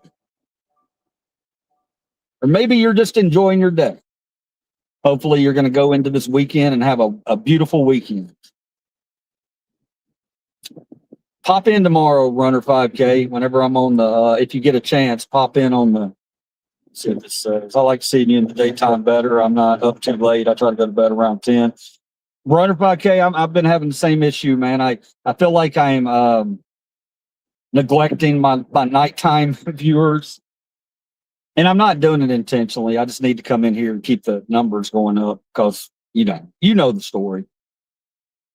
But yeah, sometimes at night So I've been trying to do a stream later. Maybe we do a stream at 7 or 8.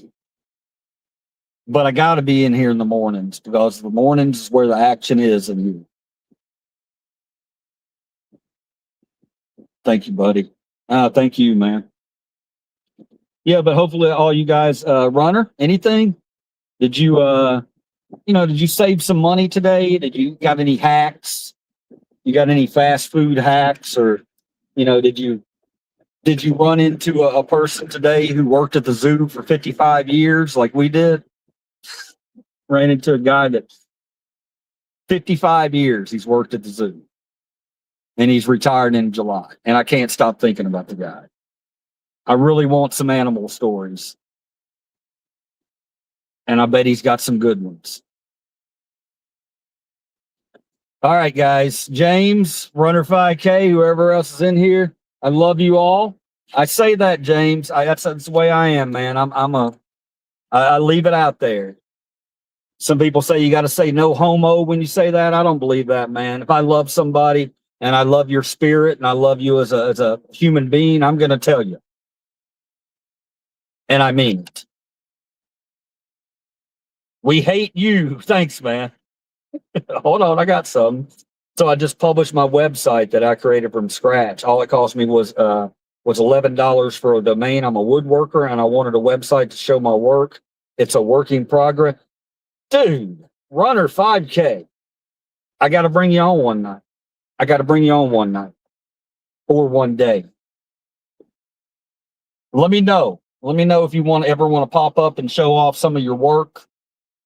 I have a way to pull you into the screen right here, right now. You don't have to have your camera up if you don't want to. If you just want to talk about it, then you can hit the link and you'll pop up and it won't show your face. You can turn your camera off and we can still hear you. But I definitely want you to come on and push that for my viewers, my small amount of viewers. But we get bigger every day. That's what she said. So yeah, I look forward to that, man. Let me know. I want to see some of that woodwork. I want to see that. That's the kind of stuff, man, that we need to highlight. That's American stuff right there, brother. Woodwork, that is American as it gets. I want to see it. I'm excited. We hate you. Thank you, funny guy. I'm still honoring Carl by not burning my beans over dumb shit. Not being ornery, being kind, and trying to smile. Andrew Fosdick. 1110. Talking about Cowboy Carl. Cowboy Carl's not around. If he was around, he might make an appearance, but he's not here with me right now. But thank you for bringing him up. And thank you for that wonderful message. OpalWoodGrain.com. There you go, guys. OpalWoodGrain.com. Let me find a pen, man. I found a pen and I found a receipt. I could just do this, couldn't I? How about we do this? I'm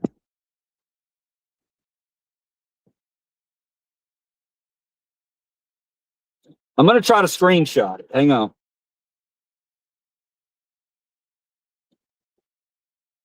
There we go. Screenshot done. See how high tech I was there, guys? My 55-year-old brain went straight to, let's find a pen and a piece of paper and write this down. And then my common sense kicked in and said, hey, you can just screenshot this. You don't have to have a pen and a receipt.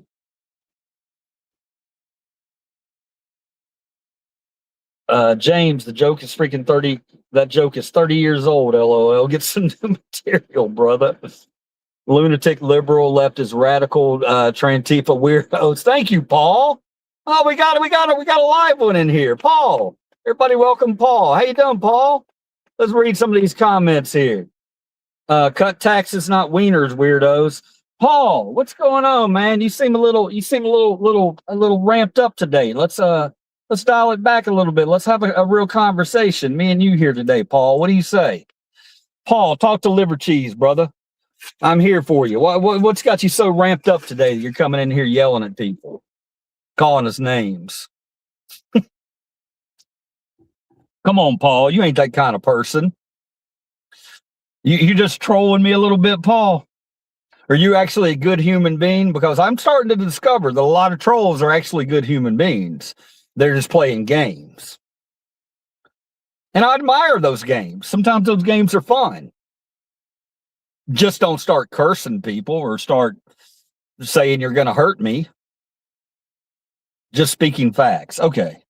I'm still trying to weed you out a little bit. Still trying to weed you out. Let's see what your facts are. Let's see.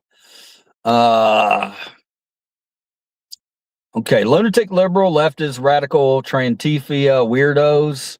Okay, so we talked about that a little bit earlier, Paul. Okay, I consider myself progressive, but I'm not always progressive. I can sometimes lean further left. Sometimes I can lean further right. Believe it or not, there's people out there like that.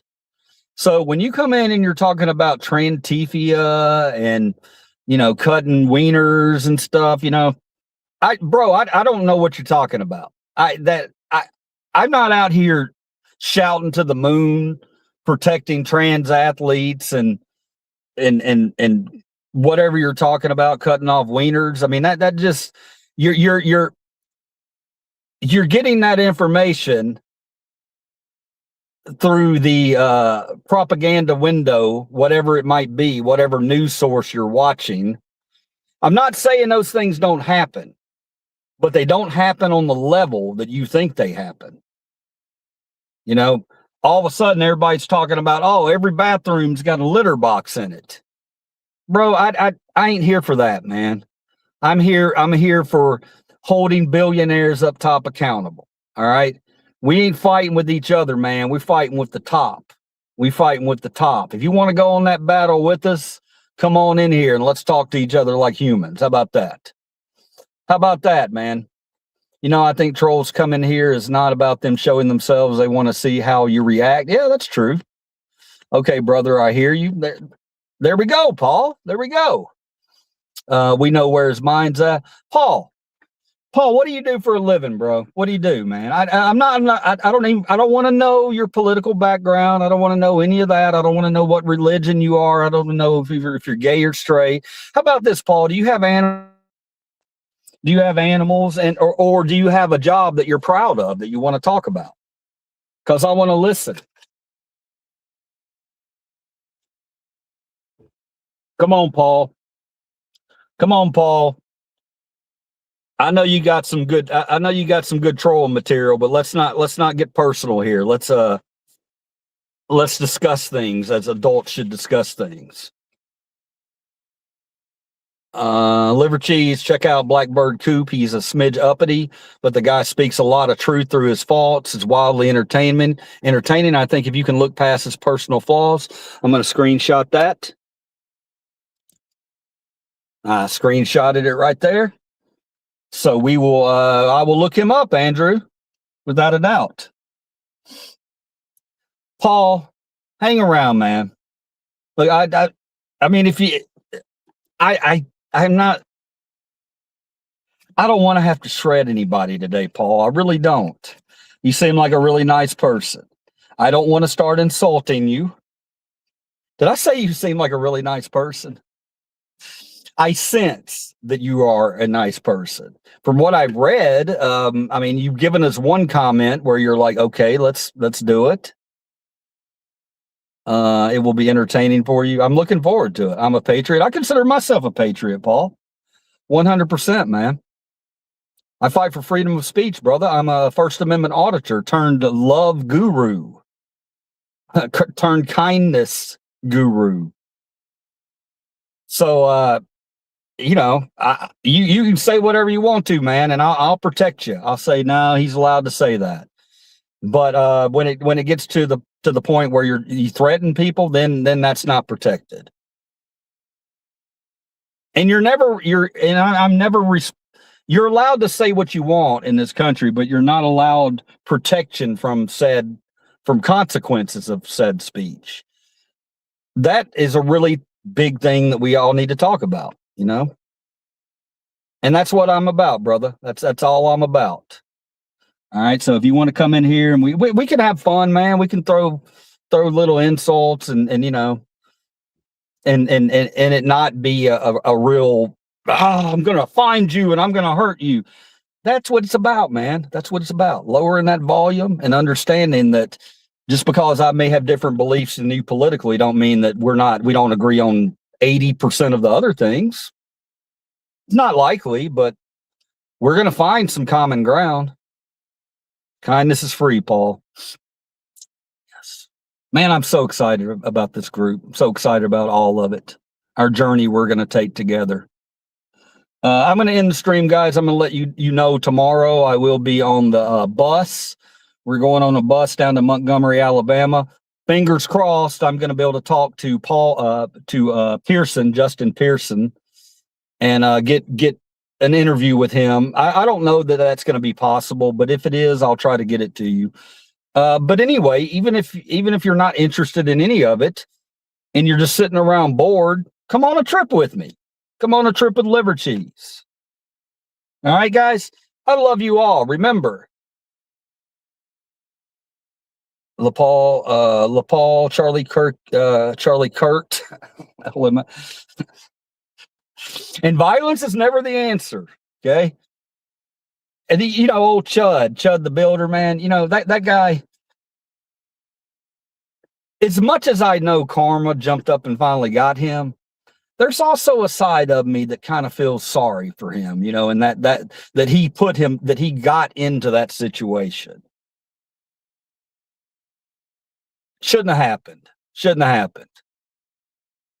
Spread love and kindness and those kind of things won't happen. I can't say they won't happen because somebody could hate the words I say and could attack me and hurt me because of it. I'm fully aware of that. But I'm not going to live in fear. We're just going to move on. We're going to move on and share the kindness. It's what it's all about. All right, guys, I'm gonna wrap it up like that. Remember, it's not red versus blue. It's the 1% versus you and me. And also remember what the greatest alien in the universe, the greatest alien of all time in the universe named E.T. Remember what he once said. You wouldn't think you would get valuable information from E.T., but we did get a lot of valuable information from him. The most important being, be good. Be good. And I know that's cheesy, and I don't care. It's a message of love from me to you. I love you guys. This is James. I didn't say no joke. Down with the current tax brackets. See you, brother. James, again, great stuff today. It motivates me when I hear these success stories. And I only wish you and him the best. I'm looking forward to hearing about his journey. All right. See you, brother. Andrew, I appreciate you. And I love all you guys. And remember, be good. I'll see you next time.